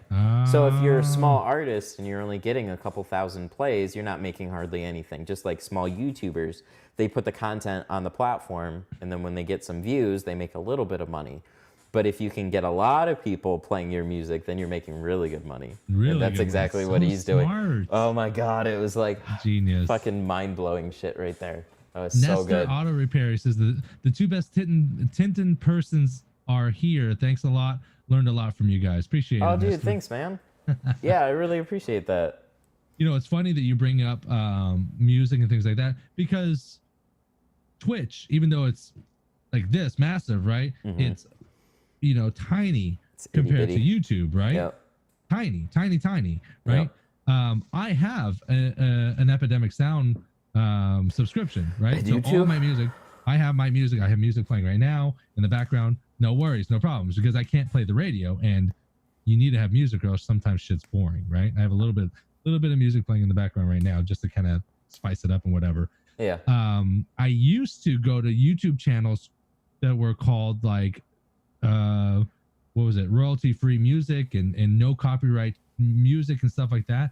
I've actually, like, in the last year, I've had 2 of my videos. Now granted, I have like almost 200 videos up, but I have 2 of my videos that were flagged because I used those videos, and those videos used music that they didn't have rights to and stuff like that. So it's like, but the weird thing is that I have an Epidemic Sound thing, right? I've never once have had a copyright strike. Not a copyright, it's not a strike, but it's just a copyright warning. And then basically whoever has the rights to the music, they get all the proceeds from the video. Right. I've never had a problem with Epidemic Sound, but if I play this same video on Facebook, Epidemic Sound will get clicked to it, and then Epidemic Sound will get any money on Facebook. Now granted, I don't make any money on Facebook. I don't generate it, you know, but one day I could generate money from Facebook from monetizing videos. I don't know, but I mean, every time I do that, like, I get a message from Facebook that says, oh, there was 35 seconds of like Epidemic Sound's music, so now they own all the money that comes from this video. And I'm like, wait, I wonder if you got to pay for like a more broad license or something like that with Epidemic. I thought one license covered it all. I don't know. I have to look a little bit. Unless you have to somehow let them know that that's your account that's playing it. I'm not sure. I don't know. I'd have to look into it a little bit more. But yeah, I too have an Epidemic account. I haven't had any problems with my YouTube videos, thank God. Cause no, not YouTube's. Have you tried it on Facebook or no? Yeah, the restreams. Wait, right? do I? No. I actually don't have any dedicated videos with Epidemic music on Facebook. Just the live streams, and that's that music is an older YouTube creator actually.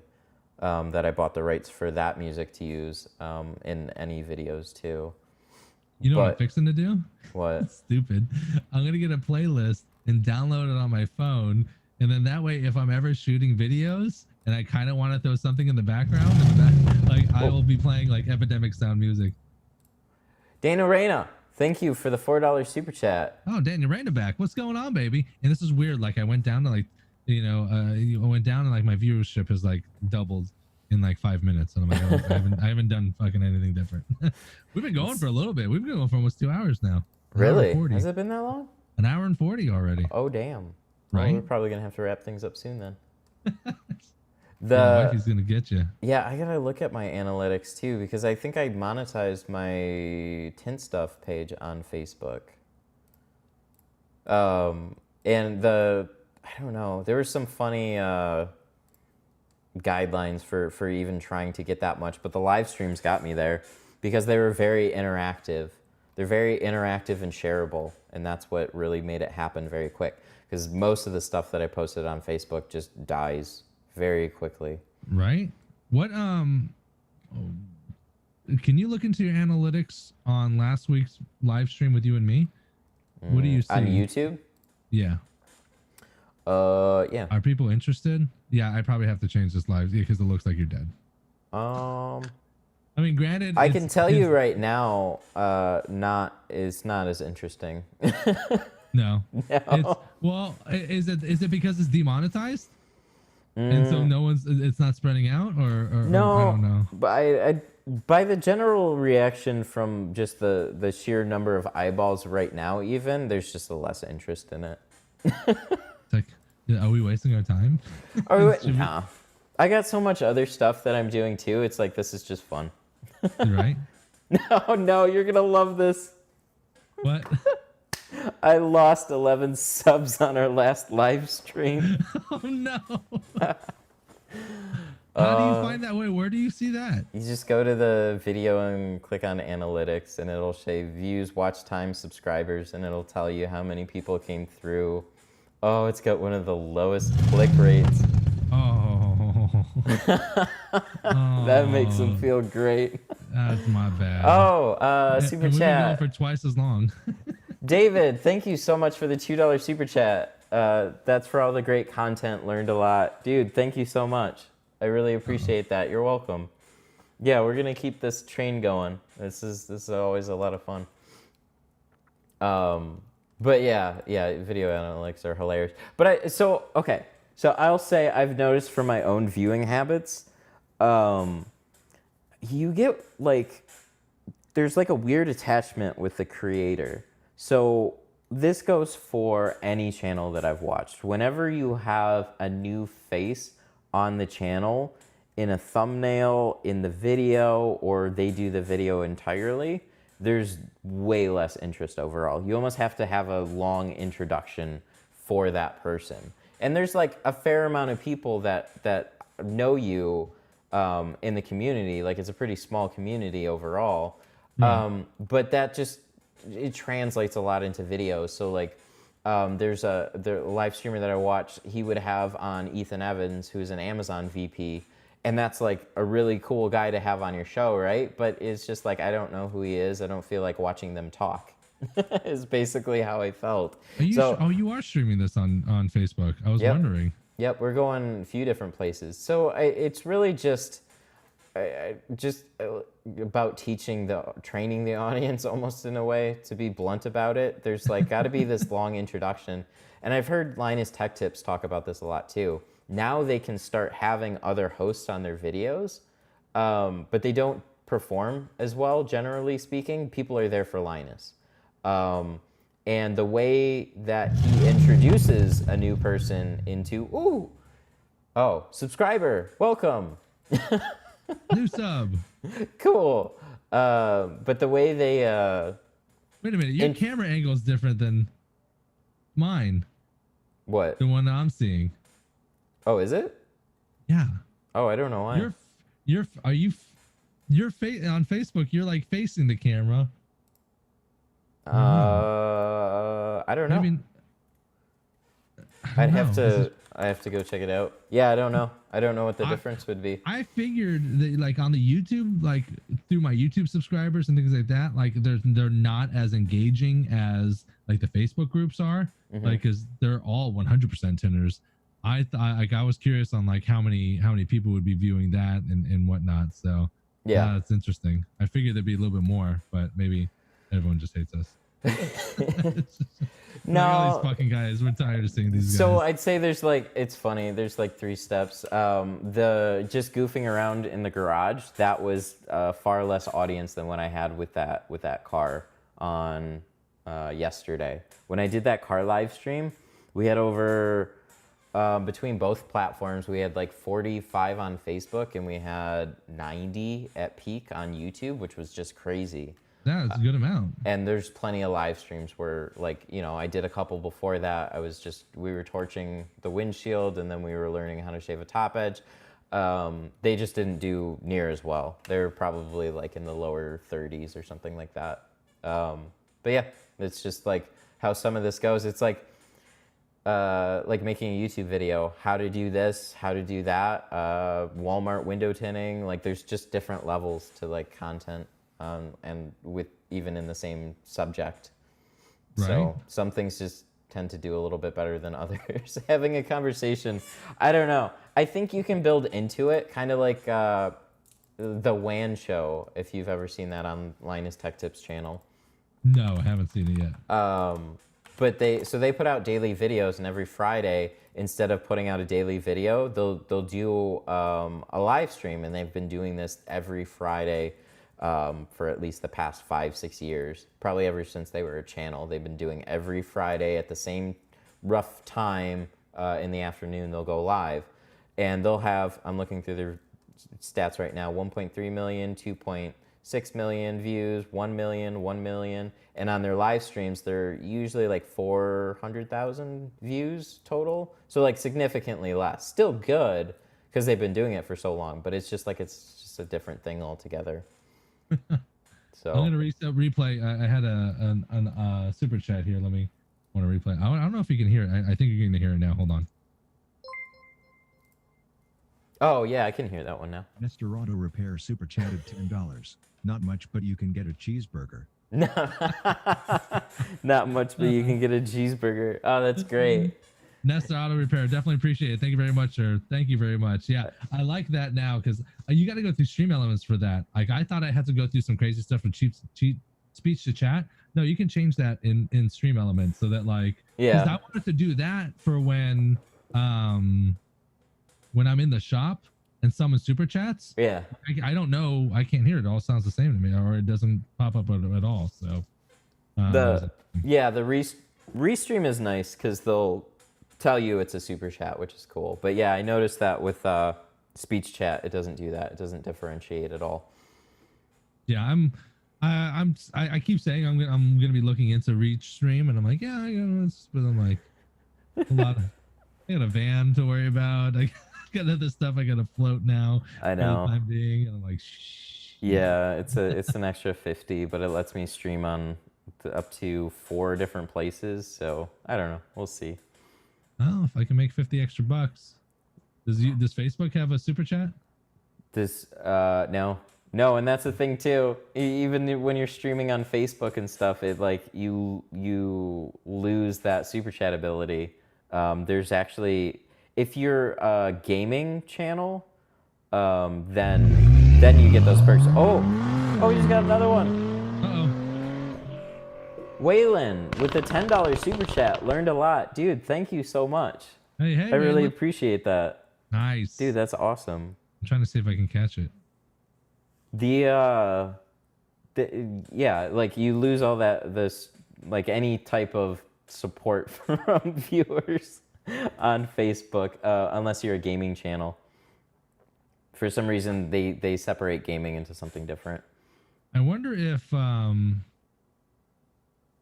because I have a Stream Elements like tip link thing, right? And it's really more for like people that are watching the rebroadcast, like if they wanted to donate, which I don't think no one has ever done that, but just I wonder if you put that in the Facebook description, if people would want to still donate, because if someone goes through the tip and not through a super chat, it still pops up like on my screen like a super chat. So I'm curious, if you did that on Facebook, would you still get a return? You probably would. I mean, if you put it right at the top in the description, the very first couple things will probably get noticed a little bit more than the rest. But what I've noticed too, the analytics on Facebook versus YouTube, the views aren't as long on Facebook versus YouTube either. I don't know. There's just a difference there, and there's a different type of audience there. But I don't know. I like streaming on both, just because it lets you kind of join the conversation rather than like being off on your own platform and telling people, hey, go from here, go there. That only, I don't know, that there's only so many times I want to do that. I think it's actually very challenging to get anybody to go from one website to another website, or go from here to there, or interact with whatever it is that you're doing. So, whoa! Oh, that was a good sound. That was the demon. Nestor Auto Repair, dude, with a $10 super chat. Thank you so much. Nestor jumping back and forth. Dude, that's crazy. I really appreciate that. Dude, there's a couple that were just, that's awesome. Yeah, it's funny too. We start talking about super chats and then some of them start coming. Yeah, we're not trying to solicit. We're just talking here. No, that's what I like about doing this, because we really do have in-depth conversations about window tinting and YouTube and other shit, and it's like, dude, we talk for hours about all the ins and outs of YouTube and stuff like that. And I would make some type of content about it, but there's already so much out there, and my audience is very much like, I think there's interest there. And platforms like this, just sitting here talking gives at least me the ability to talk about some of this a little bit, because this is the stuff that I'm always doing in the background. It's always obsessing about, what can we do for the channel that's different, or interesting, or, what are some different things that we can do for the live stream. Just like I was talking about with Harris Heller, just like a super smart play with the whole free music thing, and just other things like that. I'm always looking into stuff like that, trying to figure out the way of the world. How would you be, let's say, so your YouTube channel is what, 57,000? Almost you're 60. Going close to 60, right? Yeah, we're 59 something right now, but that only goes so far. 59.4. So we're about to break 60,000, which is great. We're about to break 13,000, which is, make sure to subscribe to the channel. I'm just joking. But look at my views. They're so sporadic. So, like in this past video, I think this video is actually going to do better. I think it's got longer legs, but that's because of the title. Notice how it wasn't, hey, lifetime views. That's a lot of views. Yeah, because you make those meme videos that just go crazy. That's what you got to do if you want sheer views. But there's like quality that you lose in that, and that's what I hate. Would you make a video, since you have close to 60,000 people, right, sub to you? Yeah, but and you're monetized, right? Yeah. Let's just say like a trending topic that is going to come up. Would you do like, let's say like the new GoPro 9 comes out? It's kind of somewhat related to you because you use GoPros. So you're kind of like, it's not too far out of the realm, but it's not window tinting, but you have the ability and know how to like do a proper unboxing or a proper product review. You know how to shoot it, you know how to do voiceovers. Like, would you go into that realm? Just not for anything, but that that video could potentially make massive views that could help grow the channel. So the way that I look at it is, if I put out what everybody else is putting out, it's not going to do well. I even though it's right there at the beginning with a lot of other people, I think there's the places that most people already go to view those types of videos, and there's so many of those channels that when you're putting out a video that's on par with everybody else, and you're not already a leader in that category, it's gonna flop. I think there's a clear disconnect for your audience, and I just don't think it's gonna do very well, and it's gonna get buried, and what you thought it might do is not gonna happen. That's my theory on that. I think with the right approach to something like that, if I wanted to make a GoPro 9 video, I would go hard into an aspect of it that everybody else is avoiding. So live streaming for the GoPro 8 is one of those. That video is up to 31,000 views, and people are asking me about OBS and GoPro, and I haven't made the follow-up yet. But I get quite a few comments on that video regularly now about, dude, when are you making the follow-up? I want to know how to do the thing. Right? Well, granted, it took me how long was the video? 5 minutes, and it took me 4 hours to do what the 5-minute video said. Yeah. So to be able to create a video again for that would be like. There's I think it all still works. The people that win are the people that start early and they go hard into it, and then they keep doing the thing until it becomes popular. And they were already there for so long doing the thing, and then it just became popular. And there's a little bit of luck, and there's a lot of hard work that goes into a lot of these. So the Amazon mirror video, that is up to, it's still getting a lot of views. It's up over 1,100,000 views right now. Wow. It's getting, how many a day is a real question. It's getting about 8,000 views a day right now, still. Its watch time is literally 3 minutes and 33 seconds out of like 12 minutes. So it's not even a very watched video. It's just a very clickable video. And, even that's declined some too. Oh, okay, so that's why it slowed down. Cool. That's really good Have you analytics noticed to have. an increase in viewerships over the last, let's say, week or two? Over the last month. Home? Yeah. Mm-hmm. Like, I knew overall. I jump in spring, but like now that everyone's home and bored, like. Oh yeah. That too, bitching? somewhat. Yeah. Overall for the channel, anytime spring hits, it's definitely busier. But so continuing that a little bit, I don't know exactly what I would do about like a GoPro 9 video, but I would try and lean hard into something that people missed or aren't talking about, but that's still very interesting, because you got to figure out how to get placed higher up in something that's searchable. Because if you're just another one of those GoPro 9 videos, then you kind of just get washed away with the crowd. But if you tackle like a different angle on it and figure out a really, really good title, then you can have a much better chance of standing out. Yeah, but then you're either chasing or you stay like window tinting. You stay in one lane and yes, sir. Yep. You're always chasing. Hold on. And that's what I hate about video. What? That would don't try hiding in the bush. They don't find you. They won't find me. Okay, hi. You want to say hi to everyone? Hi. Look over there. Hi. Hi. Everybody say hi. I'm Ethan. Yeah, this is my son. You can talk right here. I'm Ethan. Hi, Ethan. That's Uncle Matt. Uncle Matt. I'm Ethan. Hi. I guess that makes you a nephew. Uncle Matt. Uncle Matt. Matt. Uncle Matt. We can hear you. There you go. Uncle Hi, Matt. Ethan. How you Hi. doing? That. Okay. We won't try something. We won't try something. What? We won't try something. Wait. No. No. I love you. Goodbye. I thought That's you all were funny. sleeping. I love you. I'll tuck you in later. That's Sorry. funny. Oh, that's fine. Kids are funny. Right? Just like, come on in. That's funny though. I remember my parents calling other people like aunts and uncles, and then you grow up and you're like, that wasn't my uncle. Who were they? Who was that person? but friends are always like aunts and uncles. Right? I only have like 4 friends, so it's like, what do you want me to do? It's hilarious.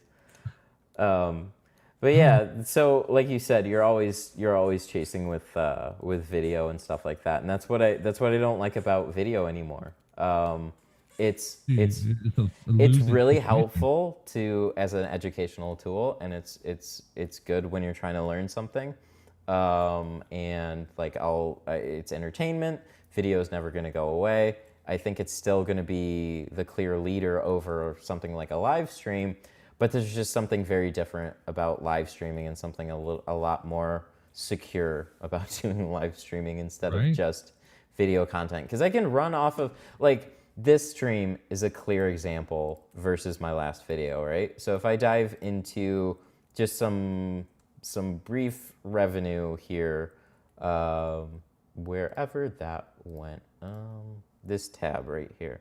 So my AutoZone video that or the follow-up on that one, it's done 3.7 thousand views, and it actually looks like it's gonna climb into being something special because of the title. I want to change the thumbnail a little bit, but I think it has the potential to actually go up more. But it's done estimated revenue $8. Nice. That's cool. But like, woo! And in this, almost buy a Big Mac meal. Yeah, and in this live stream, $46. Right. It's like in one. And what do you think more, like, which is more impactful, which is going to help people out better? Like, then that's like the clear difference here. So it's not about having just a mass amount of viewers and trying to always chase that audience. It's like, I want to still have an impact, and I want to do what I love with video and teaching and helping people make their own income.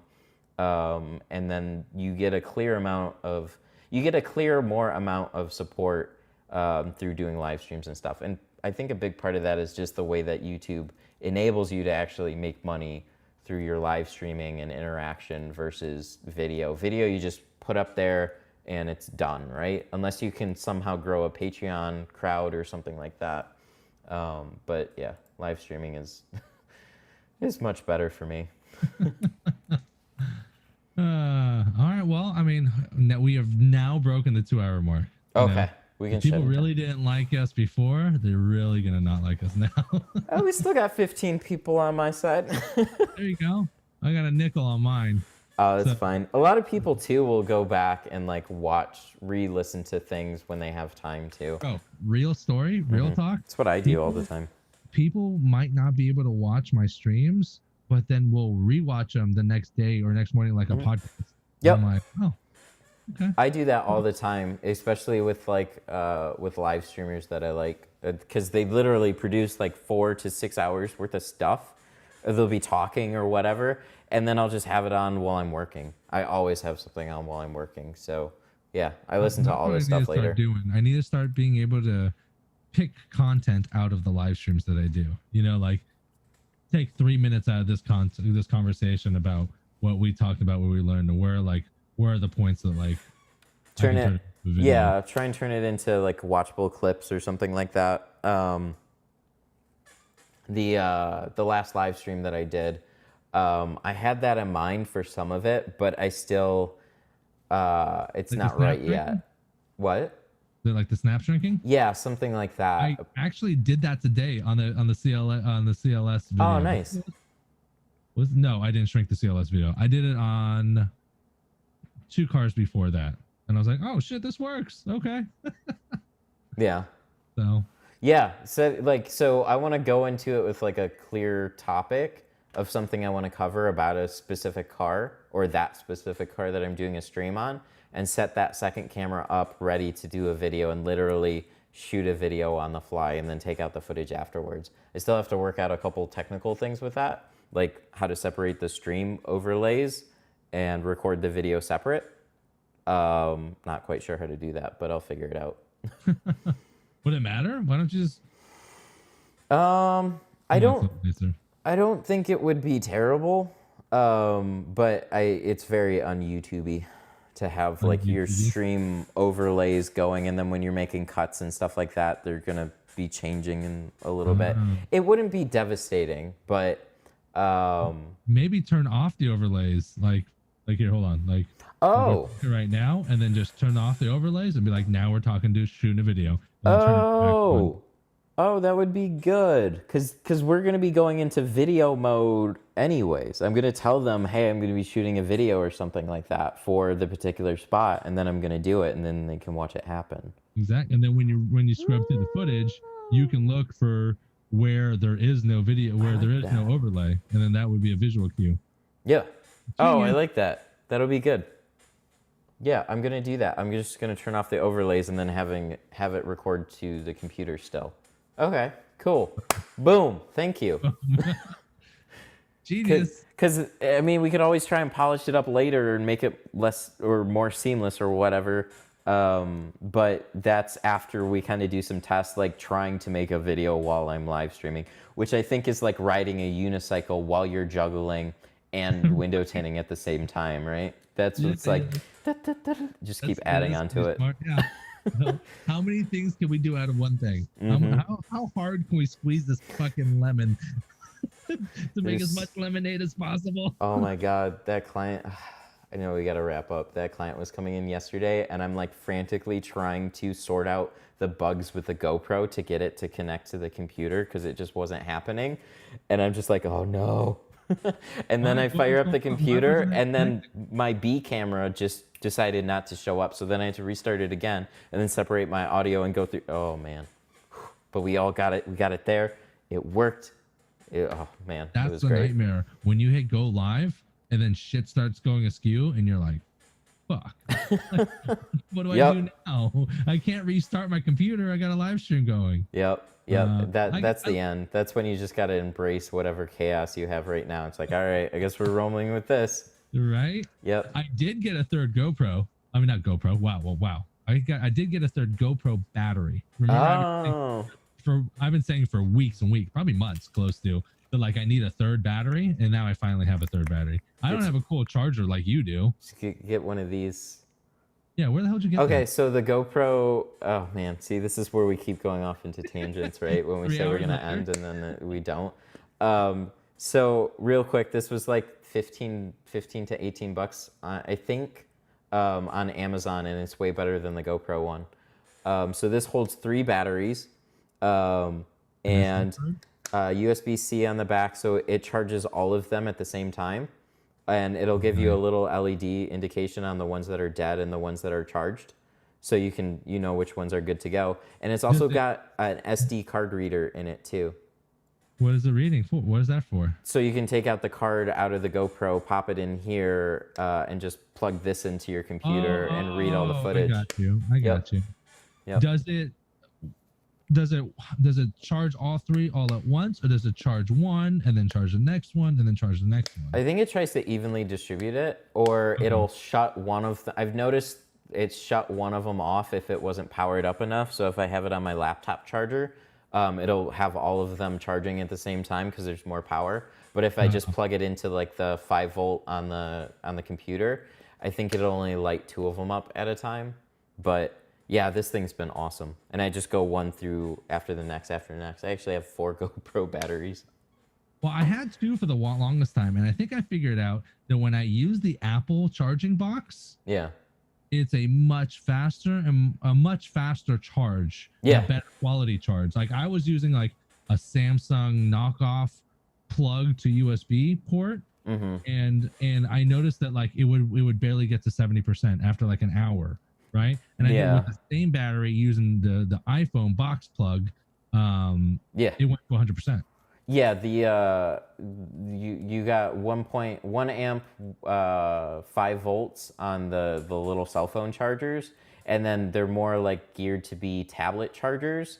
The bigger ones, like Samsung has them too. They all have them, but they're like 2 amp, 5 volts, and some of them are a little bit more than that, but they'll charge things much quicker. Is that what the superchargers are? Like the charge, like the quick? Yeah, charge? they'll be like 2 amps, sometimes a little bit more than that. Yeah, I'm the quick chargers. That's another thing I'm trying to figure out in the van. I'm like, because I want to I need to be able to run a small laptop. I need to be able to run a plotter. I need to be able to run a heatbox demo and other things. And I'm like, how many watts do I need? Do I need to run batteries so I don't kill my car? Do I just keep I got to keep the van running so I can continue to get Wi-Fi. You know what I mean? I don't know. So it's like, what do I do? Yeah, I'm interested to see how that works when you try it. Yeah, thanks. I appreciate it. I actually spoke to another tint shop that does stuff like that, and they're like, and I was like, listen, but they're not primarily a tint shop. They're called Auto Styles. So Yeah. they do upholstery, they do stereo installs, security, tints, everything, right? Okay. Detailing. So I told him, I said, listen, I'm a mobile tinter. I need to be able to run a laptop and a plotter and a couple other little things. You know, what's the wattage I'm looking at? How big of a wattage? If I'm at 2,000 watts, do I need to run batteries in parallel or whatever you call it? Blah, blah, blah, blah. So like going through them, it'd be like $2,000. Damn. I'm like, yeah. I'm like, how far do I need to go? So now I got to figure out which plotter I'm going to get, how many watts it pulls, how many watts does the laptop pull, and then try to determine like how big of an inverter I need. Because I'm obviously, if I don't have to run batteries in parallel or anything, yeah, I can just keep my car on, then I just don't want to have an inverter and then eventually kill my battery. And then and I'm like, hey, give me a jump. Yeah, and you don't want to go with a stupidly cheap inverter either that would potentially ruin the plotter or something like that either. Oh yeah, exactly. Yeah, so I'll figure that out. Good luck. Always something. Always.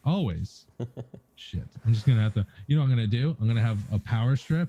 Yeah. And an extension cord. I'm just gonna run into the client's garage and plug that fucker in, and forget the inverter altogether. There you go. Just steal somebody else's power. Right. Thank you. If you can. Just need to plug this in for a little bit. Sorry about that. Yeah. Right. All right. Let's close it out. I think that was good. 2 hours. Was a good one. It was a good one. Yeah, it was fun. Yeah, we can definitely do this next week. So. Yeah. I mean, why not? If people are liking it, if people aren't liking it, fuck it, whatever. I don't care. It's fun for me, so. Maybe we'll get some other people in here. We have to do something on Zoom, right? To get more than 2 people in here? You have to, over 45 minutes, you have to pay. No, is it expensive? Or else, it's like $15 or something like that. I don't know if I have any more friends to put on here. I mean, you could always try a different service or whatever. I don't know. The only reason I tried Zoom is off of literally the recommendations, and a lot of people are starting to use it because it's just got really good quality and it's got a lot of nifty features. So. Yeah, I think it was good. But I'm still working on the bugs for it. Yeah, it was fun. I'm gonna go ahead and do some sign-offs and stuff like that. But I will see you. I don't know. We'll talk soon. I'll probably talk to you tomorrow. See you in the next one. All right. Yeah. I'll see ya. Bye. We're going to let him close out. I don't know if he can hear me. He might. But I'm going to let him do his closeouts on his stream. That's why he's talking and you're not hearing him anymore. But since I don't know how to rearrange all the cameras right now to make it work with just full screen, I guess I could drag myself. Can I? Oh, no. I'll have to, here, watch this. Him. Boo. Oh, there he goes. Hey, there we go. Okay, so he's technically still in the background. But we're going to close this off. I know there's only a handful of you watching, but thanks to you guys that hung out all through this entire live stream. We've been doing a lot of these lately, and they're a lot of fun to do. And we're finally set up to do actual cars, which we did one yesterday, and there's a lot of people in here for that one. So I don't have any more appointments right now, but I did want to go through real quick while we're wrapping up. Just thank the people that super chatted and people that were asking questions to. Wanted to answer just a couple really quick. Like Daniel Reyna super chatted a bunch. Thank you so much. And then David, thank you too. And come on, show me. There's another one. I know it's there. I'm trying to bring it up. There you go. I don't know if it's covering the screen. I hope not. But Waylon and Nestor, thanks you guys so much. Everybody for the super chats. It means a lot. As you can see, we're putting a lot of stuff into the garage and live streaming and continuing with this wonderful thing that we got here. We're going to be doing it for a lot longer. So thanks y'all for tuning in. And was there a question? But yeah, there was one, like Isaiah asked, sorry to, I'm sure this has been asked over and over. How bad has the virus hurt your business? Been a shop owner for many years, so I feel y'all as well out there. Yeah, we talked about that a lot at the beginning of the stream. It definitely pretty much everything's on a shutdown here. But I just wanted to bring up, we have a live stream from last week where we pretty much talked about the whole thing. So you can learn a little bit more about that and what some other people are doing. Same for Tint Wiz. They did a really cool thing on their Facebook page. So just wanted to like touch on a couple of these before we close out entirely. Yeah. Oh, so most of this was conversation back and forth between people because we were talking for so long. Are you still on, or are you? Yeah, still on. Sorry. Shut up. But yeah, anyways, thank you to everybody that was tuning in for the whole thing. I greatly appreciate it. We'll be back soon with another video. Gonna make another one tomorrow, and then we'll have live stream another one. I don't know, even if we're just goofing around, we'll have something up probably by the end of the week. So thank you guys so much. I really appreciate it. And as always, I'll see you guys in the next one. Bye-bye.